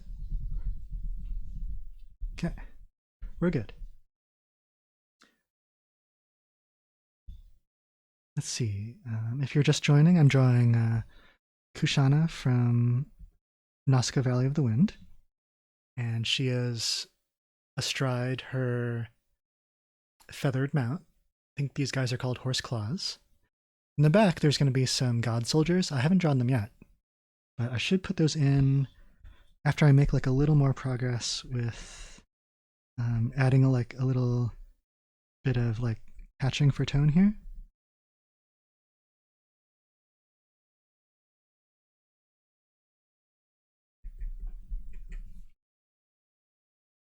So I can definitely like darken a lot of these scales along this edge.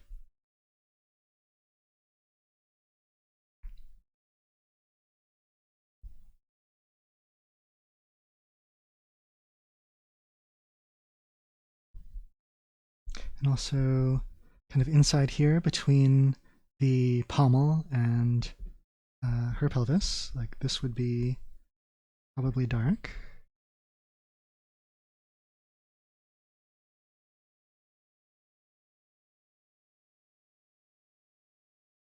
She's kind of casting a shadow herself on the seat.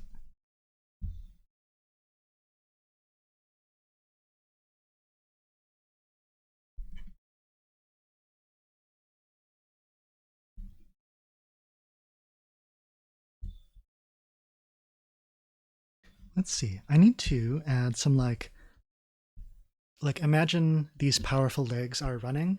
It's going to be like picking up little like divots. So I think I don't really need to pencil those. Maybe I'll just put that in quickly, just so I have something to work off of. Like some could be going in front, but these are just like, yeah, like little clods that are flying backwards. And there's like smoke from the fog of war. Okay, there we go. Hey, Zoetrip. Thanks. Thanks for passing through.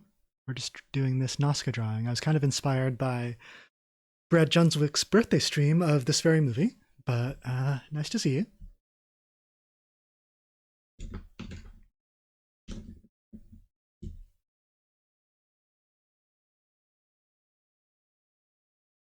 So let me just draw, there's like some turf on top, and then like sort of dirt underneath. I think that's going to be kind of how I want to do all of these, and then like maybe like little shreds of grass could be flying up. Make sure that some are like overlapping the chicken form here.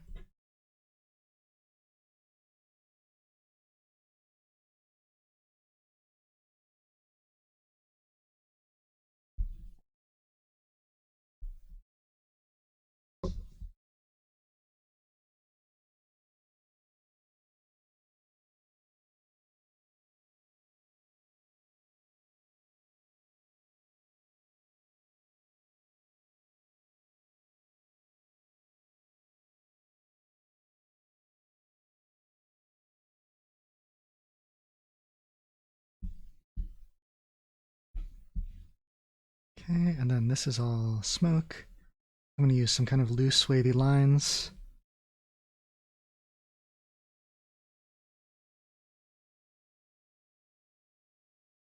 maybe like add some little gaps in here where it's like eddying in the wind. Some more clots of dirt over here. Maybe a little piece in front.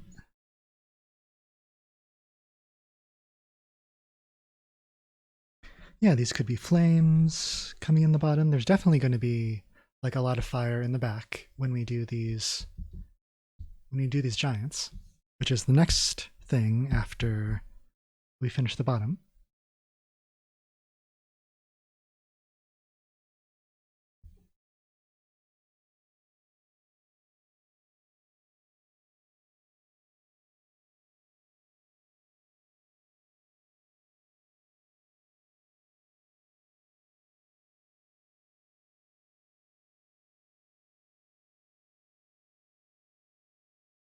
I'm definitely going to have to do some line work on this cape just to make sure that these cape lines don't get confused with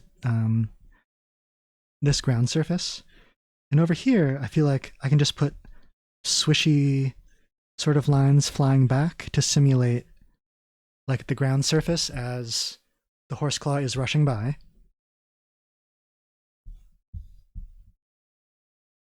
Put a little bit of that over here too.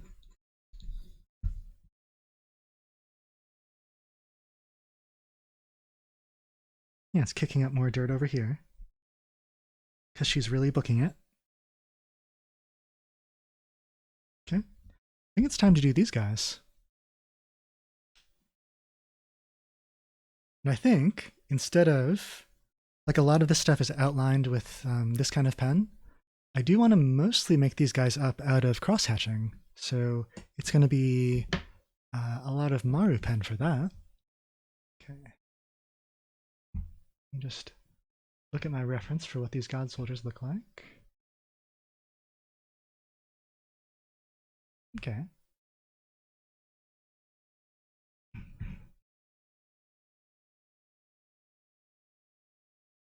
think I get it.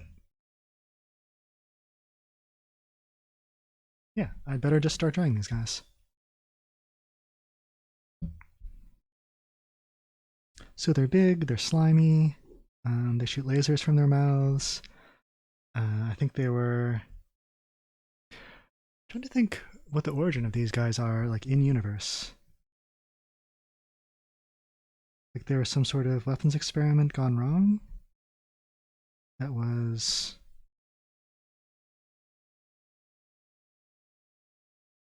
trying to remember like who kind of like stole them from whom.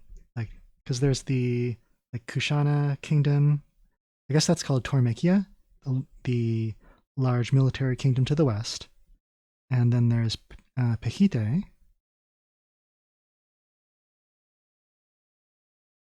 So I'm going to do like a little suggestion of anatomy. Not too much. Because these guys are kind of way in the distance, so the detail would get kind of lost. There's like a lot of haze back here. So I'm kind of suggesting these forms. And then we're going to kind of mostly build these guys out of these hatch marks.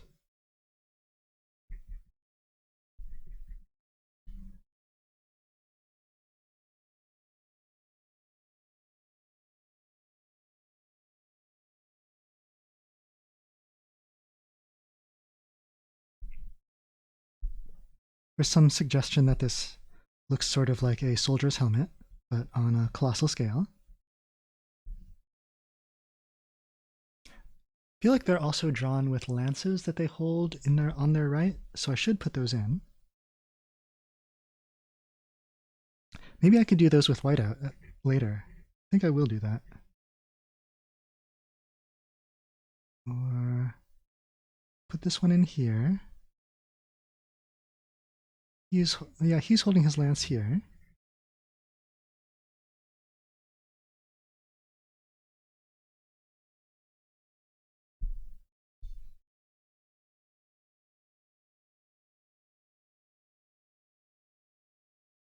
I can kind of just,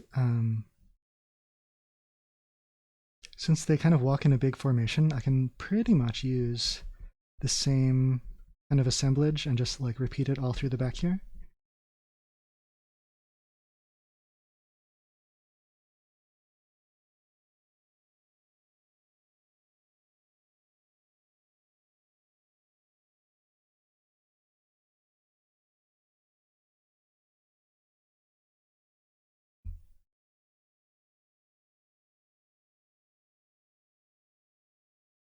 Just rearranging my desktop windows so I can see everything that's going on.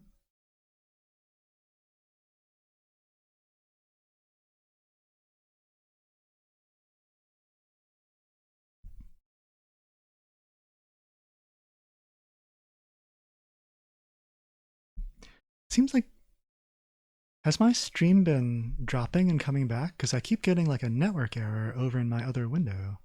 But now it says live and excellent. Let me know if there's some connection trouble. It's not, can't always tell right away from here.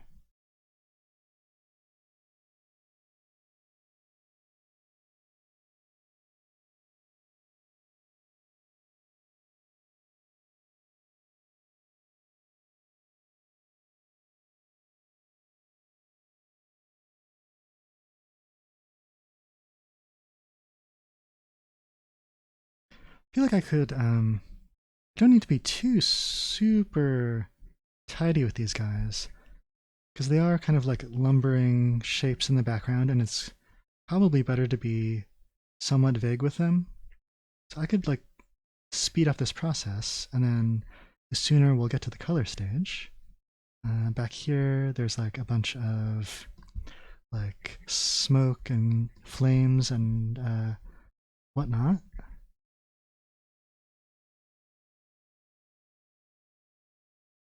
Okay.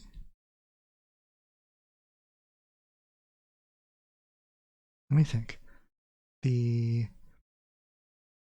sort of like, I mean, they're pretty much like, they have human anatomy and they're very like attenuated figures. So I'm just sort of like thinking of where this like slender figure would be. Like this leg would come forward, I think. And then this leg would go back.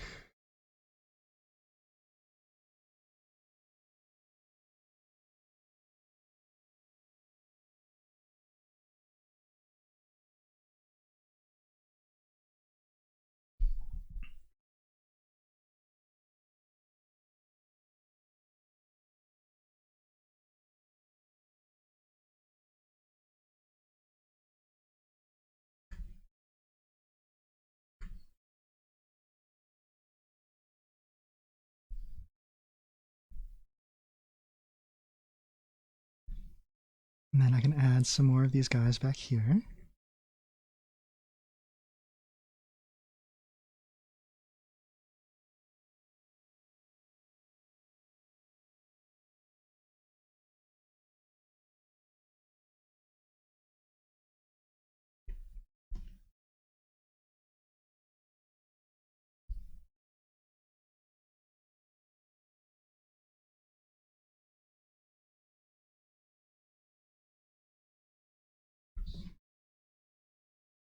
And it's going to be like fine, because I'm also adding a lot of these marks to the background, because these guys should not be too distinct. They can sort of like blend back into this fog.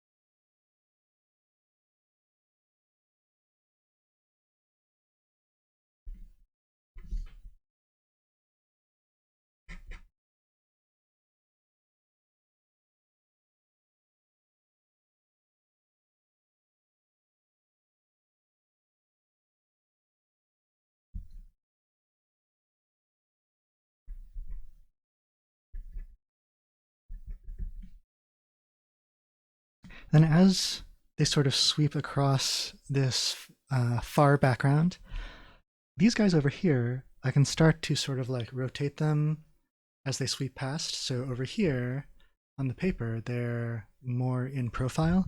Like this guy I could almost draw totally side view. So we'll see that horrible mouth opening, and then like his eye would go there.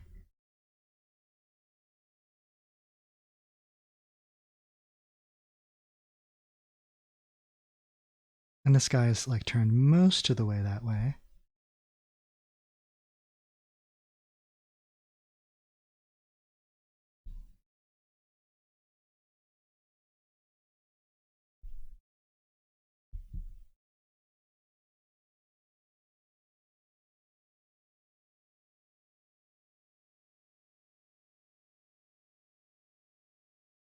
Oh, I think I almost drew too much of like a human eye on this one, so I might, let's try to obscure that a little bit.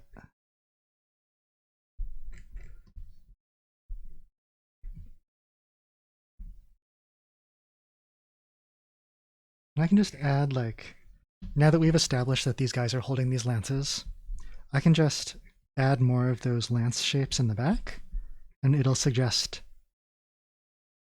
that there's more guys without having to draw the whole soldier. Okay.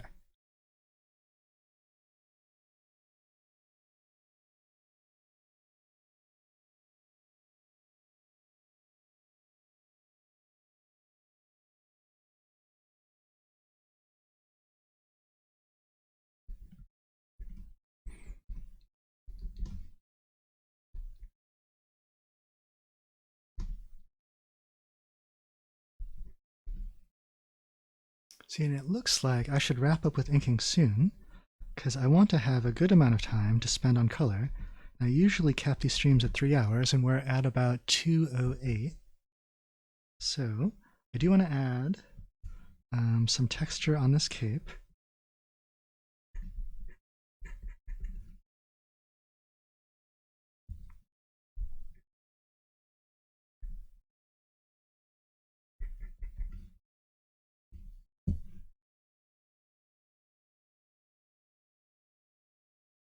Let me think.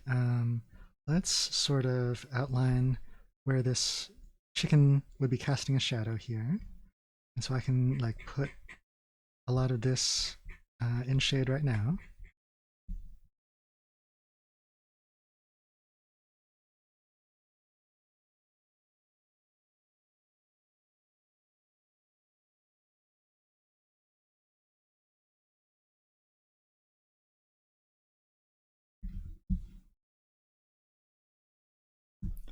Okay. I can add more of these lines on this foot. Like since this is like the thing closest to us, the viewer, it's very helpful to just add more detail to it.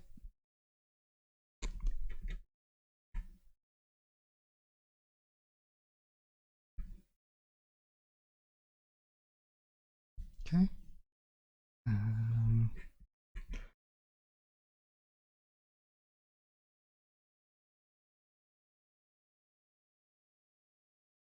I feel like I kind of misunderstood how to draw a stirrup, and I had this attaching from the back of it, which makes no sense. I feel like the stirrup would go to the top of here, so I have to fix that right now. Like this is a good time to catch errors. Okay, so let me just draw real quick. Boom, put a line right there to there.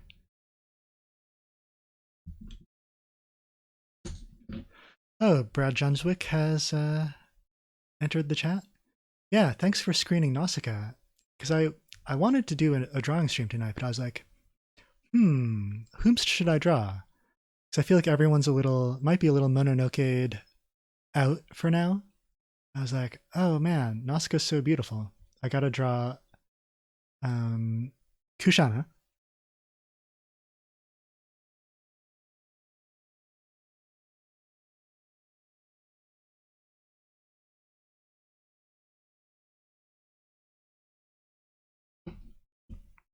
So I think I'm going to quickly dry this off, and then I'm going to start the color phase. So I'm going to mute the mic for a second. Okay. And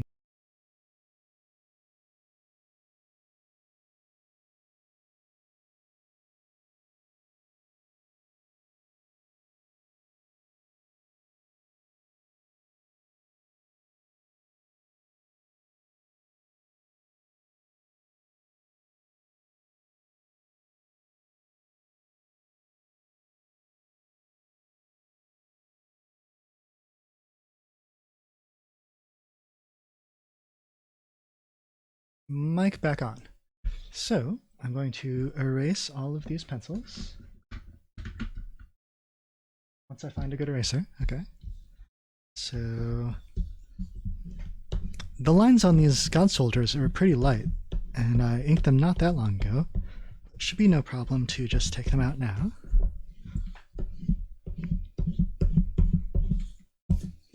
Okay.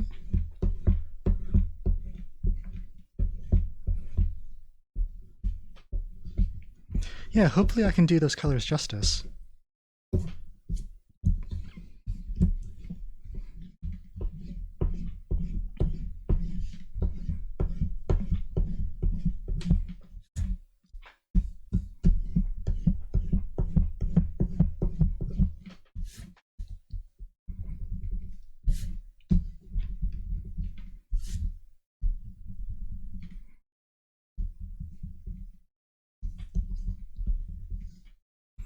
Okay. And I'm trying to be good about this and like document the different stages. So I am just going to like snap a photo of the black and white stage before the color goes on.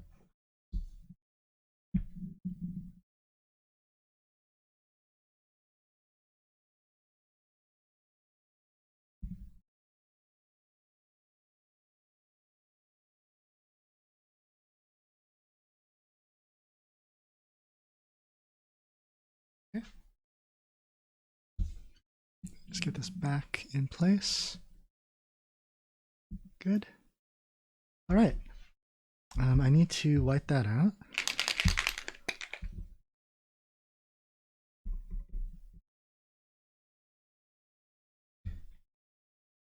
Okay. So where shall I begin? Thinking I might start working on, because I know the back is going to be really orange and red because of all the destruction caused by these dudes. Also want to get her armor right, which is like golden. So maybe, and her cape is blue. I'm getting conflicting information. It's sort of, sometimes it's white with gold underneath. That's interesting. Yeah, it looks like a white cape, gold plate, or sometimes it's red.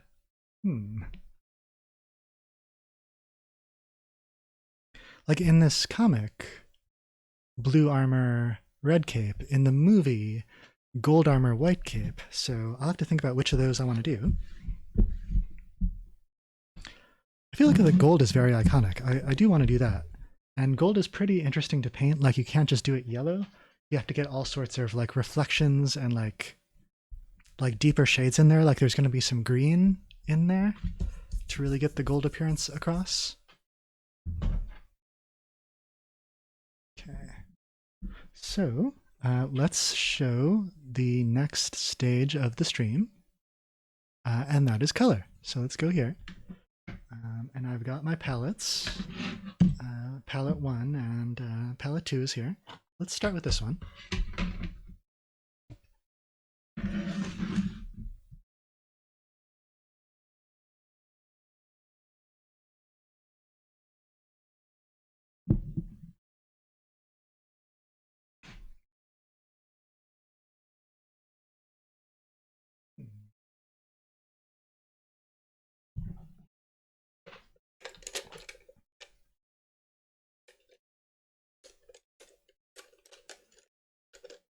Okay.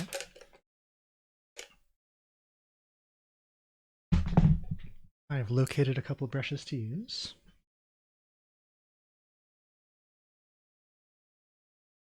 So let me start.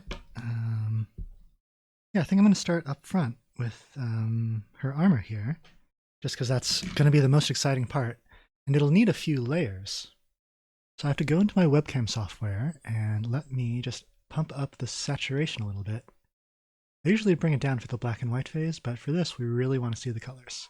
Okay. So,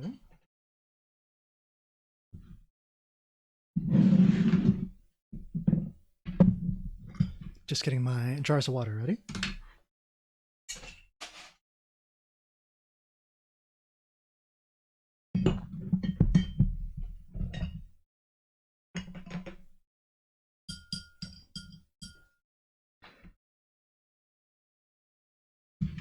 So I'm definitely going to have to make sort of a complex shade. I'm going to go over it a few times. So I'm going to start out with this kind of ochre-y yellow.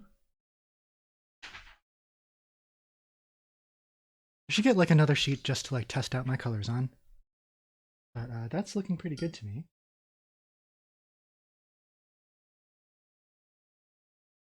So I think I'm going to basically put this all over and then go back, like leave some highlights open, and then kind of go back and add some of the more complex tones.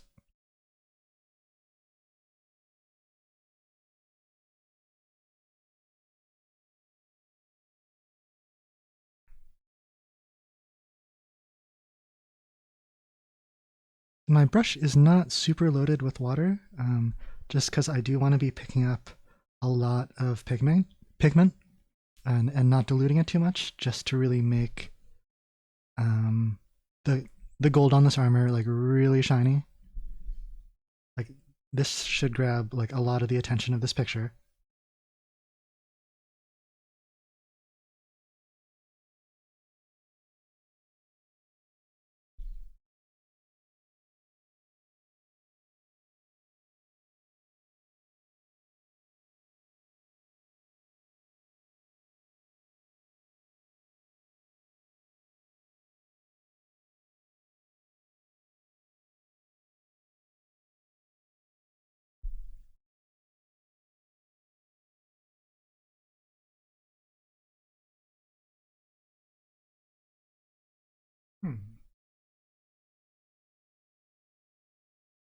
See, and now, now that I'm doing watercolor, I'm going to add another tag to my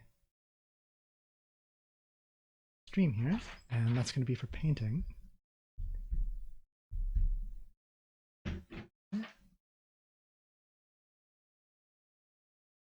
Good.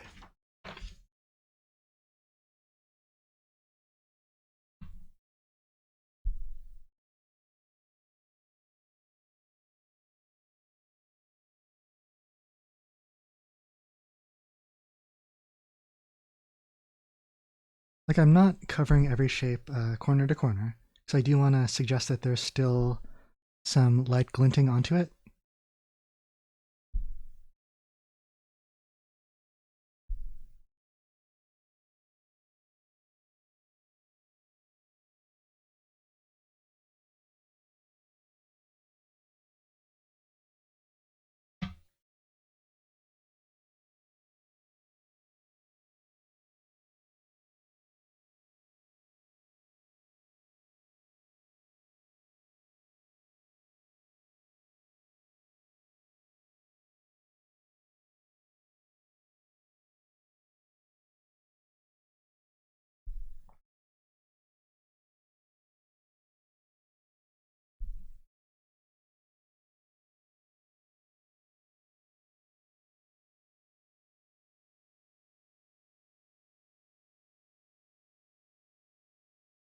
Let's see, and what color is her hair? Is it sort of orangish?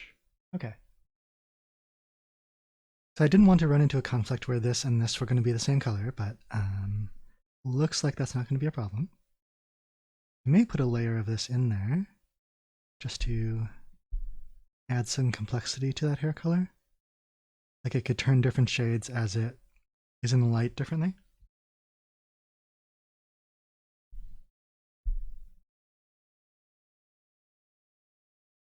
And like as I'm applying this paint, I'm sort of like wrapping this brush around the shape of this leg, just so when the brush strokes are visible, and they will be, they will also add to the form.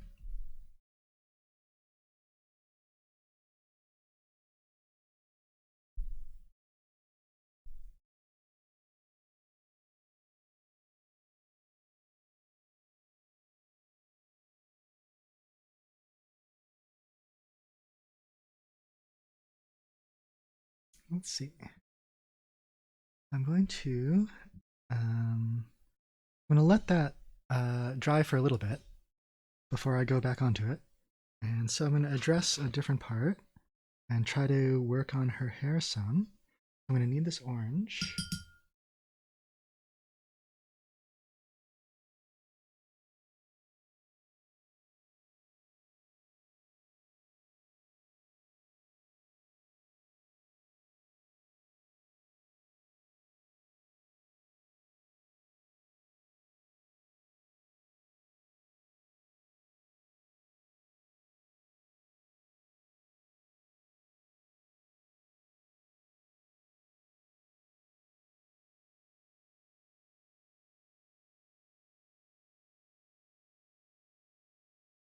Okay. Doing all right.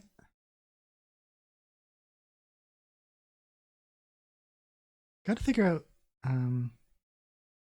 whether her steed, this chicken she's riding, should this armor also be gold? I think it shouldn't be. Like it would definitely be like a special outfit for like a high-ranking military person. And even though it is probably her signature ride, I feel like they wouldn't use this material on it. I don't know. Well, plus I just want to differentiate her in the image. Like there's sort of like in-universe considerations, and like would that make sense in the world of Nausicaa? And then there's also like painting considerations. Like would that help make it a stronger image, or would that help direct focus? So I have to like find the intersection of those questions. I'm gonna look up these chickens.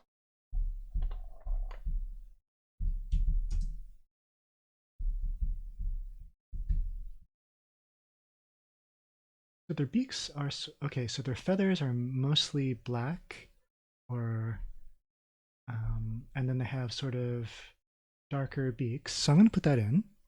I think I'm gonna do, yeah, just sort of like steel plate armor. So this is gonna be grayish bluish, and it won't grab as much attention as the central figure.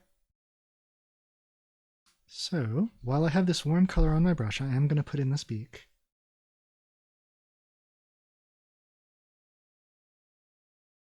It's gonna be something like this.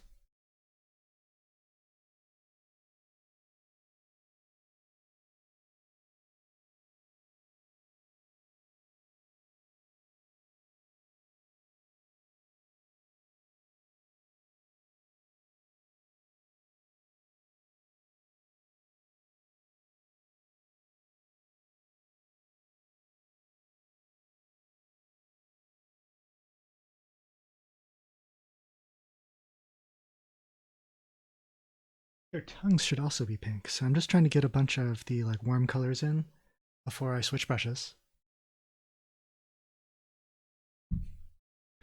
That on camera? Okay. Yeah. I can also like get some of her skin tone while I've got this nice pinkish color on the brush. Should add like a little more red in here. Yeah, that's more like it. That's just for the inside of the mouth here. It's going to be too intense right now for her face. Let me just start this brush up again.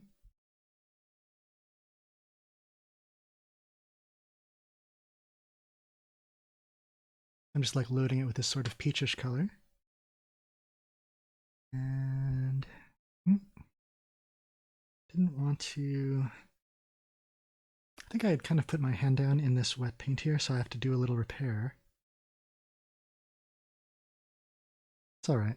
I could use more pigment over here. And kind of use this to describe like this kind of ridge down the middle of the beak. Okay.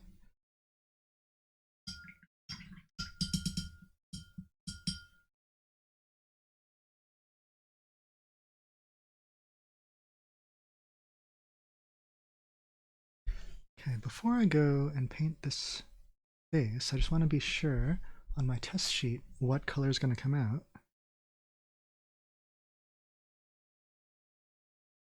Okay.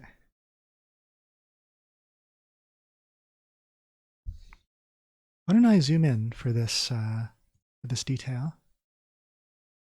Bring that in. Okay.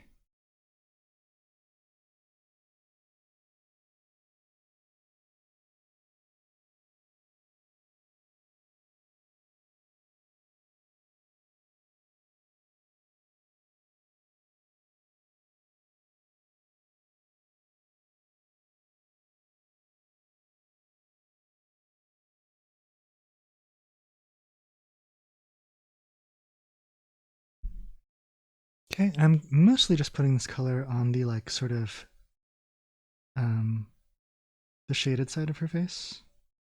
Can add like a definitely a bunch under this neck here.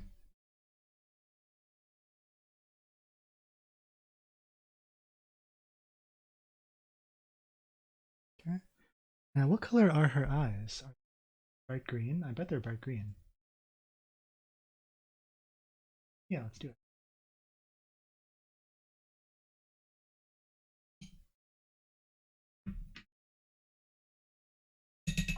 I'm just keeping two different brushes, like a warm brush and a cool brush, so that the colors don't get too muddy when I switch.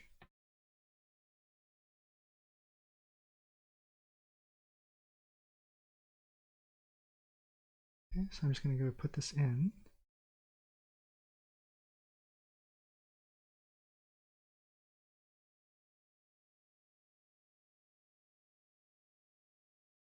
Good. Add like a little pink for the inside of her mouth here, just like this is kind of the same way that I did over here.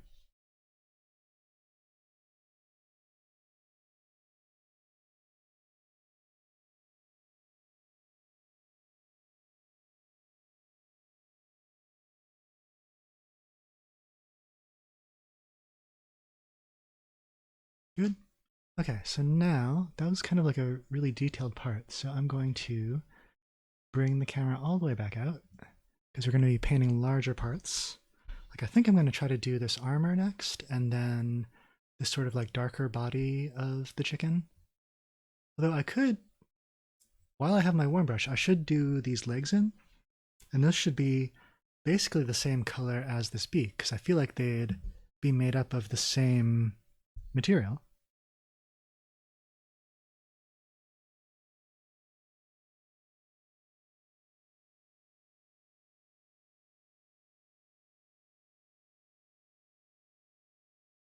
Should do this mixing where you guys can see it. So let me see, I'm going to start kind of from the back of the leg and sort of wrap these around each section. Then it goes underneath.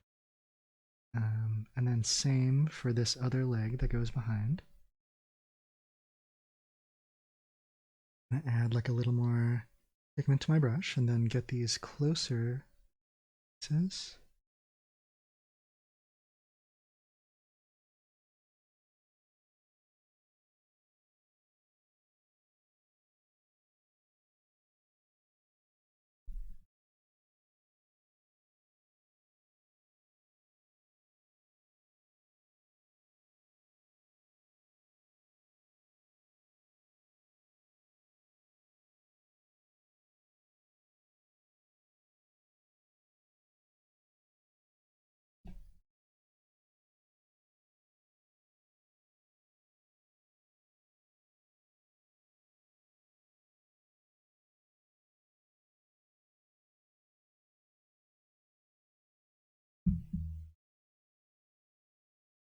Okay, I think we're doing pretty well.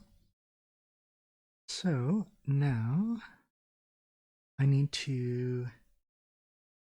What do I need to do? I could put in a saddle. I bet this would be some sort of like leather material. I'm gonna have it be like a little less intense than this. So I'm gonna like sort of mix in like a little bit of these neutral tones here and have it be like a little more diluted.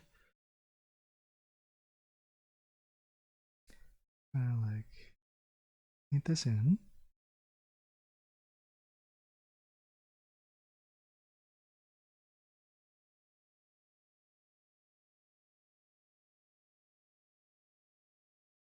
And I feel like I could use these, like this bridle would have the same color. It looks like I missed a little area on her armored gauntlets, so I need to get my ochre back out in a second. Bring that up.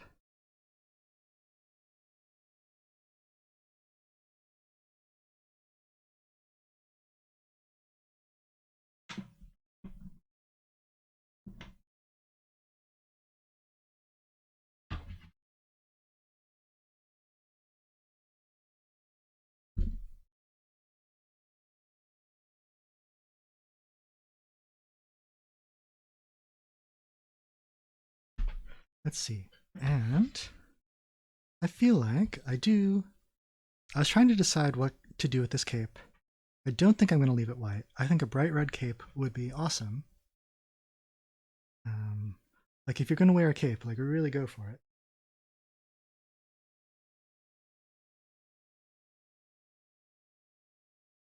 Should start putting this in.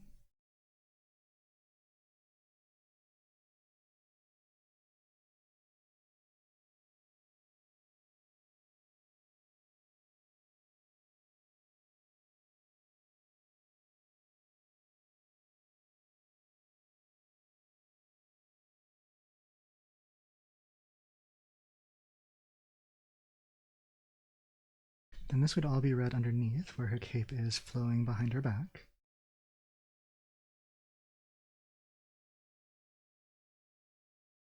I think all of this too.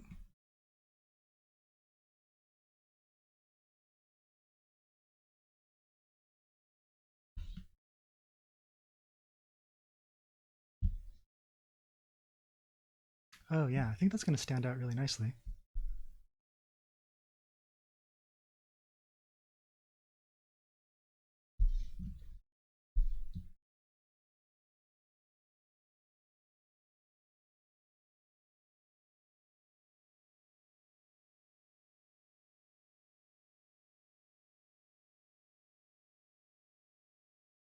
I'm probably going to have to do another layer over this later just to like bring the inside of this cape down a little bit.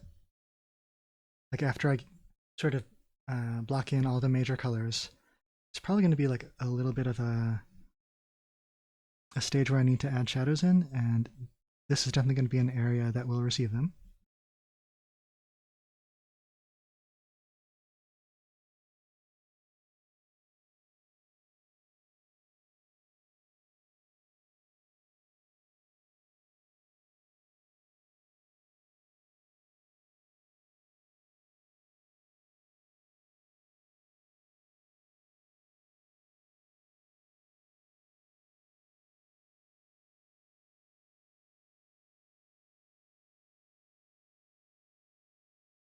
Okay.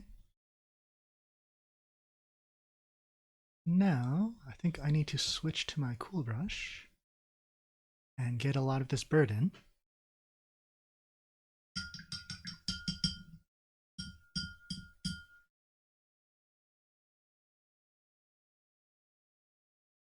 Oh, wait. I need to, first of all, get these fingers. Okay. And then put in some color on this kind of sash bandolier that she has. Okay. Yeah, let's do some chicken painting.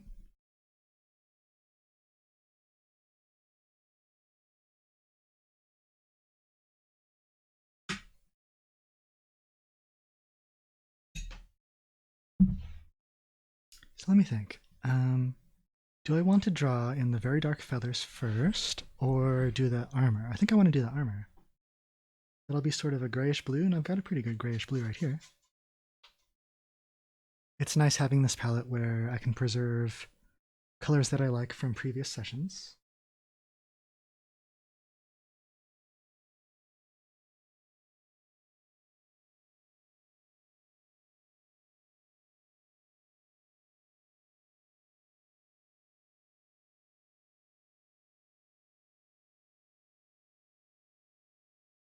Looks like I'm having a little ink bleeding problem here.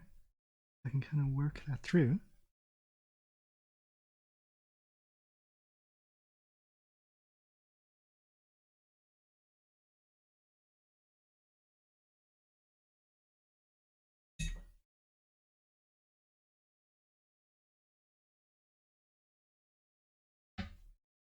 And that color I was putting in was like pretty gray, like very maybe more neutral than we need to go. Like I can add like a little more of a bluish hue to these.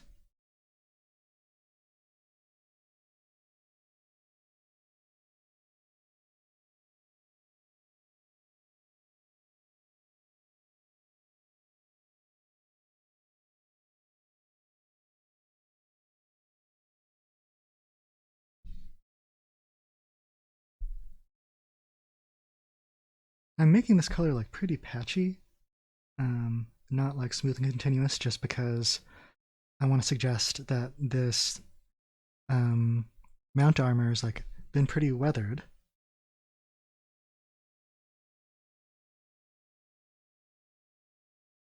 And so like it would have different dents and dings in it, and so it would be like reflecting the light differently. Okay. Now I'm going to add that sort of pattern to these like armored like shin guards.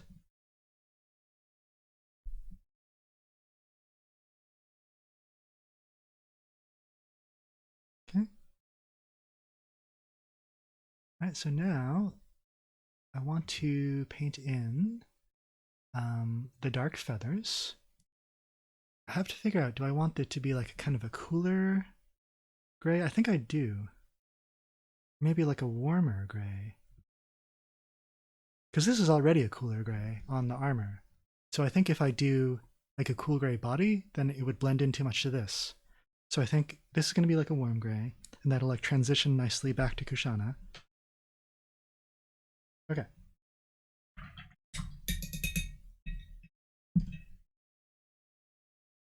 So a lot of this, I'm going to be using this Payne's Gray here, and I'm going to have to add like a little bit of something else to it to, like I'm going to pick from a few of these like different browns and just like add that to my gray over here. Now let me start. Let me just check my test sheet. Yeah, that's good. I'm going to start from the back. Yeah, I think that's very good. I think this is what I want. So grab a bunch of these browns, add a bunch of Payne's Gray, paint the bottom of a chicken. And as I do this, I'm trying to like follow, I'm going like with the grain of the plumage.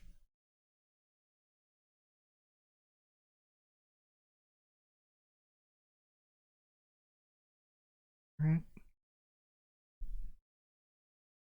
I think this could be like a little grayer than it is. So I'm going to add like more Payne's Gray and then like add a little bit of a blue to it just to cool that down.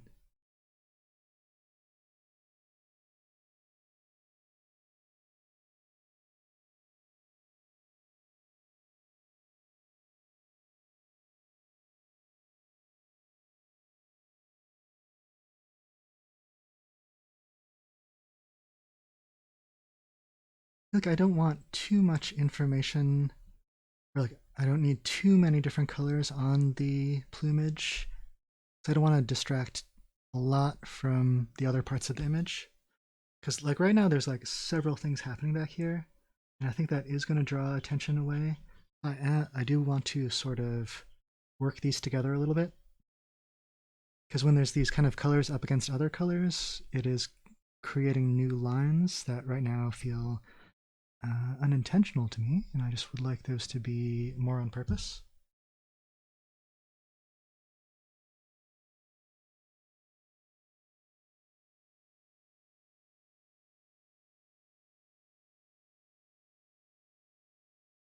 And then let's see, add, yeah, a little magenta, a little cerulean, because I don't want this brownish gray to be too brown. We're going to continue upward.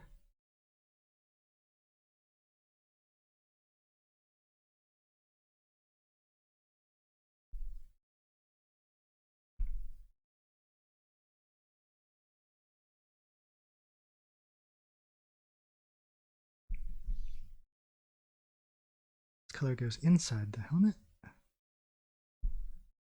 And here.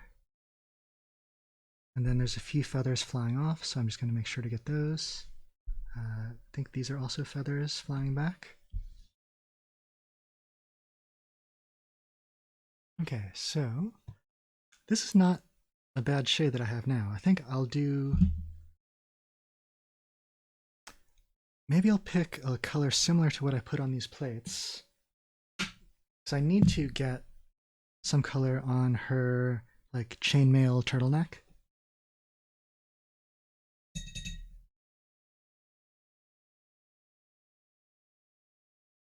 Let's see. Just grabbing a little of that color, adding it down here. Let's test it out. Looks good. Could have like a little contrasting color on her. I can kind of put this in between, also in between the plates.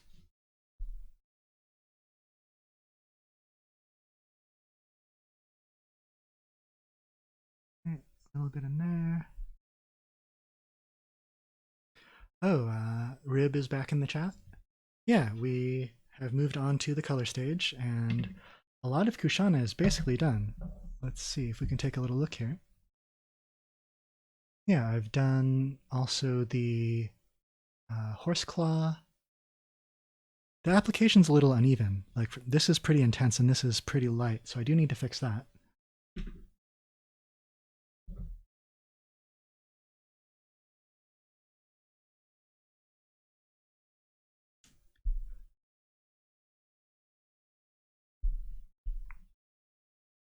It's nice like having someone show up in the chat and I can like show them how the progress is going, because then I might notice things that I wouldn't otherwise if my head was down just painting.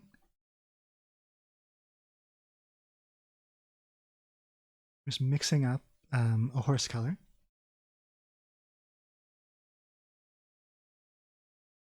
Because like on here, this is a little too even compared to this, so I'm just going to add like another layer, and I'm just moving the brush in like sort of dabs in the way that feathers would kind of come together.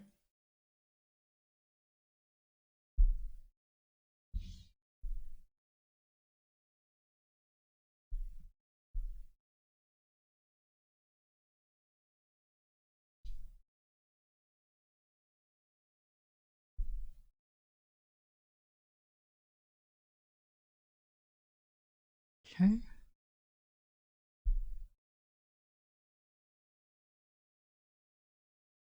Yeah, I feel like the chicken in military dress might steal the scene from Kushana here. So now I should start getting into doing... I should do these god soldiers in the back, and I'll also have to do a little ground down here. I do want to... Let's do this first, just to help establish the atmosphere. Because I was thinking of what to do with this ground area, and I was like, oh, like, like the ground is green, but I think that would throw off our color scheme. Let's work on that. And they're mostly I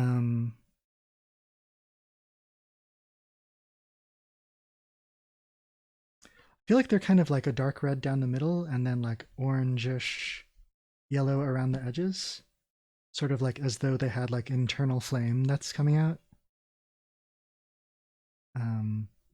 Because I guess they're sort of like a embodiment of like warlike feelings. Okay, trying to set this down without clonking it too much. So let me think.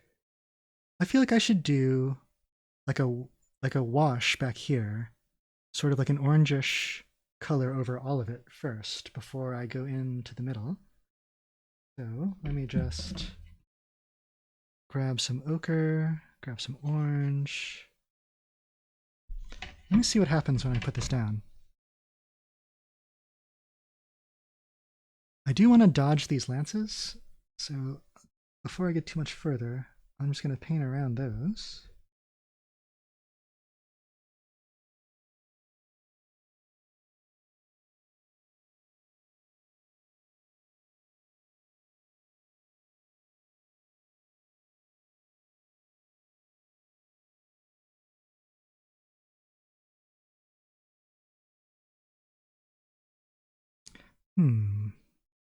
Wondering if this base layer might be too intense. Let me just pick up a little bit while I can.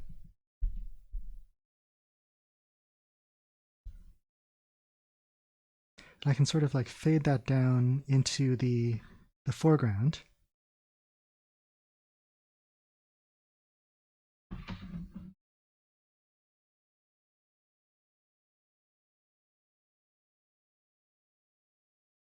Yeah, Brad Jenswick, I really enjoyed your stream, and I understand that it's your birthday. Have you done anything special to celebrate? Like, is there a special place you like to go to, or like a meal you like to have?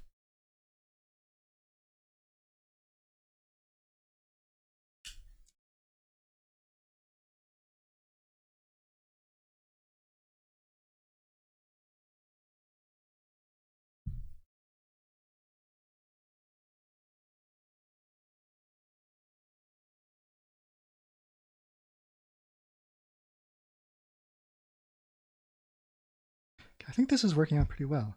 And then I can also just continue this orange color a little bit behind her, and then that'll help me get into this bottom area.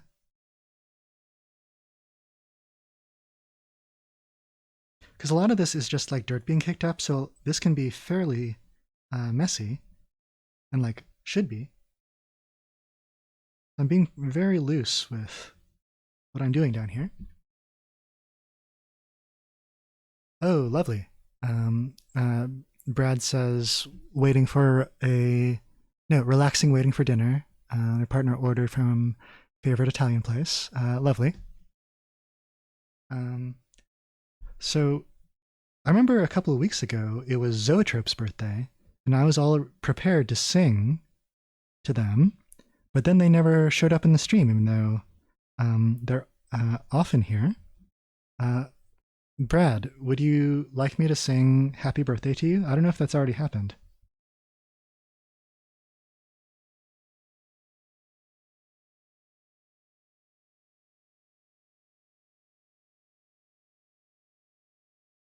Okay, I'm going to do like a little poll here just because polls are my favorite thing.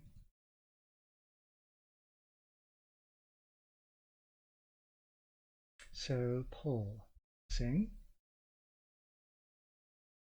Sing HBD to Brad. And option 2 is do not sing. Okay, so we're going to start. It's 1 minute long. I mean, we already have an answer from Brad's, but I'm curious to see how the vote goes.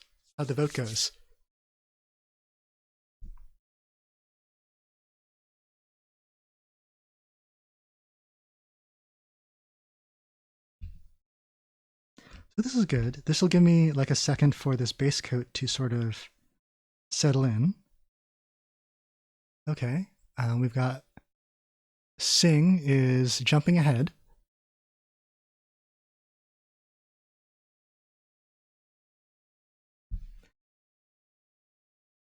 I'm gonna grab some red and kind of put it down the middle of these god soldiers. Ooh, that's already pretty scary. So we've got a couple seconds left. Sing is still in the lead.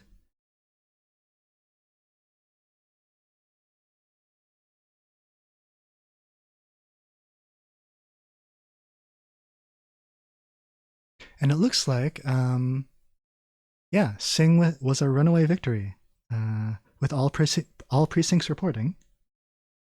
Ahem. I just need a little drink.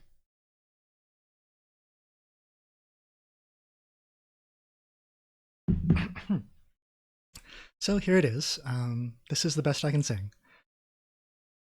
Happy birthday to Brad. Happy birthday to Brad. Happy birthday, Brad Johnswick. Happy birthday to you. Okay, so thank you. I hope you really do have a happy one.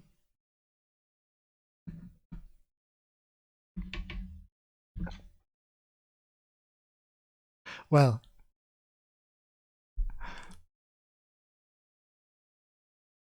oh, you sang along too? Good. I think that'll be nice for Brad to know.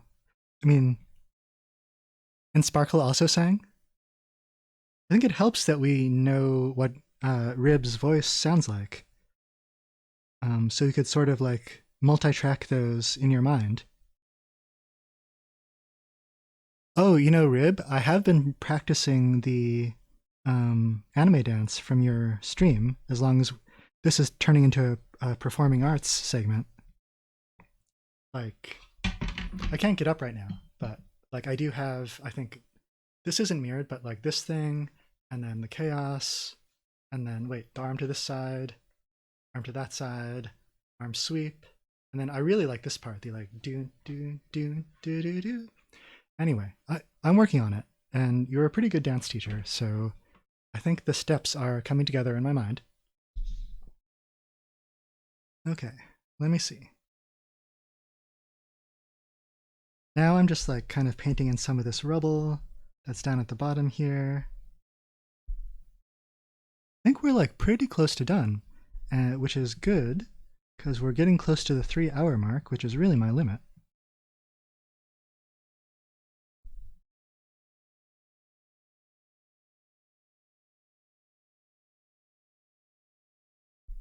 Yeah, I feel really lucky to have found this sort of like Discord and stream group of friends.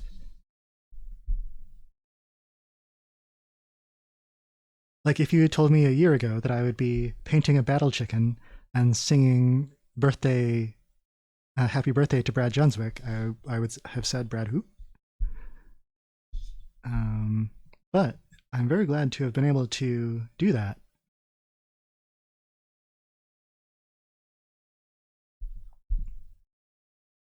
Okay.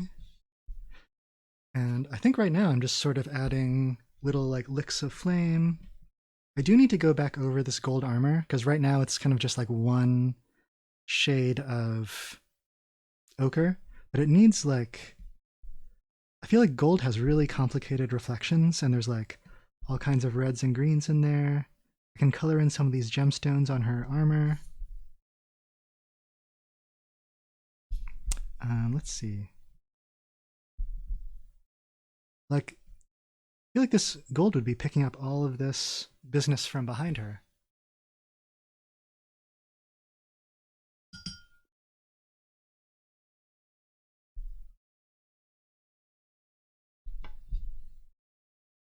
Oh, and then I still need to color in these lances because they should be sort of glowing yellow.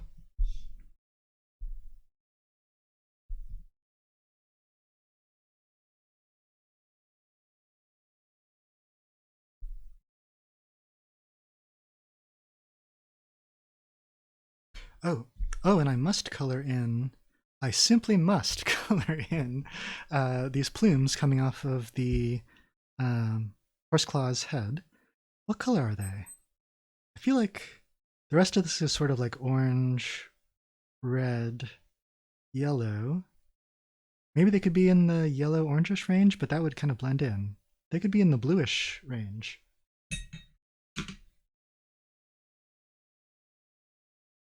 Let's get some cerulean on here. This is really gonna like pop out from the rest of the image.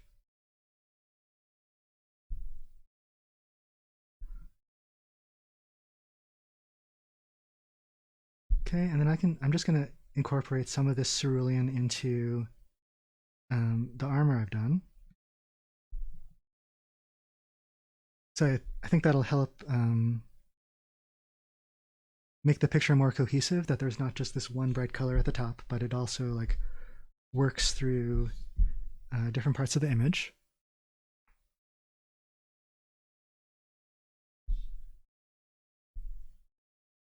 Okay.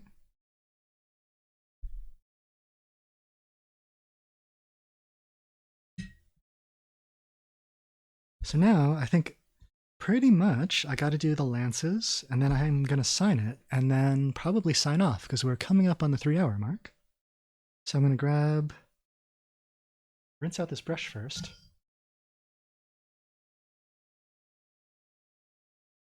Yeah, I'm feeling pretty happy with this one. Like, I think I was saying on another stream, like, you know, your results may vary, or like your mileage may vary with these streams, but I'm like committing to do a piece from start to finish. And sometimes I am awfully proud of them. Other times they are a drawing that I did, but I can't get better if I don't draw them. So right now I'm just putting this intense yellow right down the middle of these lances. Just like one line.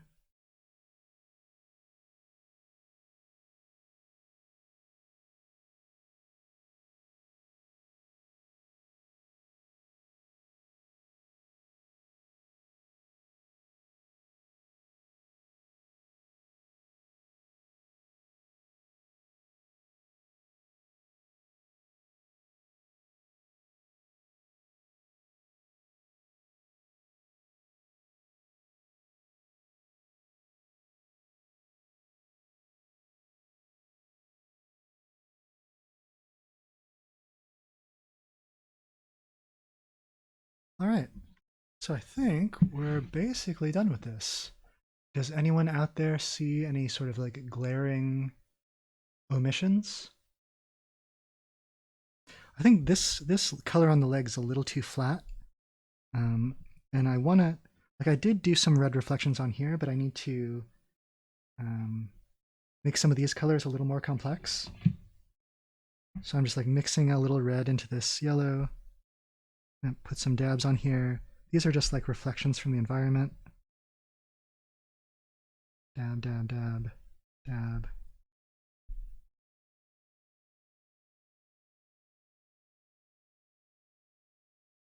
Okay.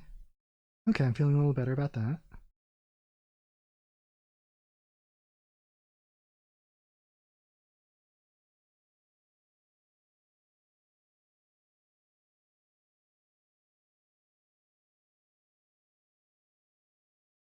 Yeah, guys, I think we did it.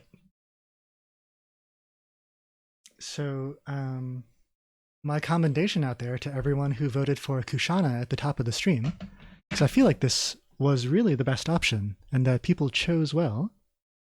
And so we were able to come up with a pretty decent drawing.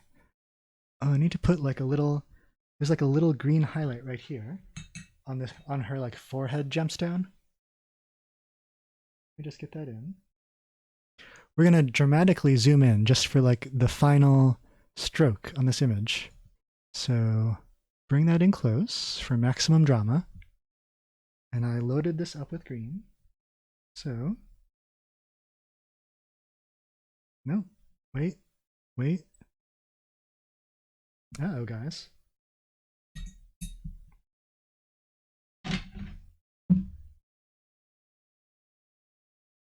Let me just load this up.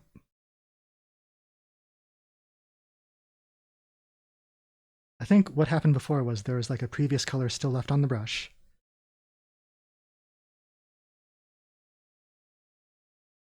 There we go.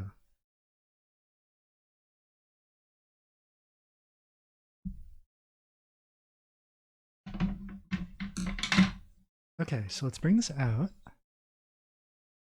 And I'm gonna just look for a corner to sign this. And I think that corner is right here, right here, right here. Any of those is fine.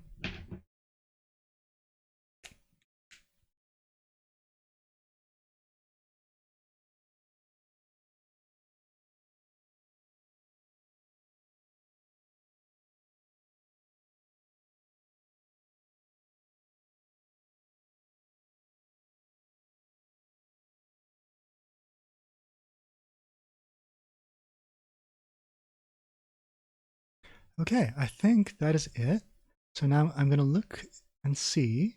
There's like a fun place to raid. Let's see. Let's go raid Mr. Guayang. He's like a really excellent drawer.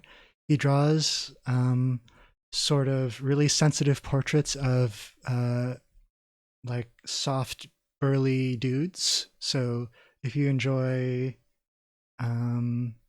like Tagame, this could be a fun thing for you. So let me go over to the chat.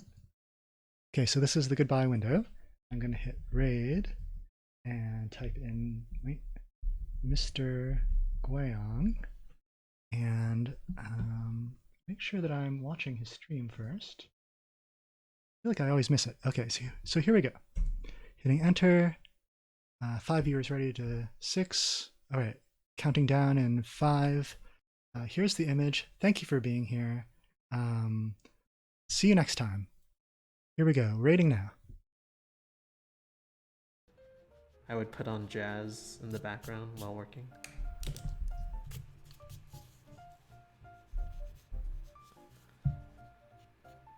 It helps me concentrate. James! What's up, my friend? James and a party of 6. How's it going, everyone? How was your stream, my friend? Everyone say hi to James. He's a great comic artist. Is it appropriate to call you a comic artist or more like an ink master? Anyway, he has really good ink work. How was your stream, my friend? I'm gonna throw you a shout out here because none of the mods are on. Sparkles, thank you for the follow. I hope you're having a good Monday. Comic art is good. Okay.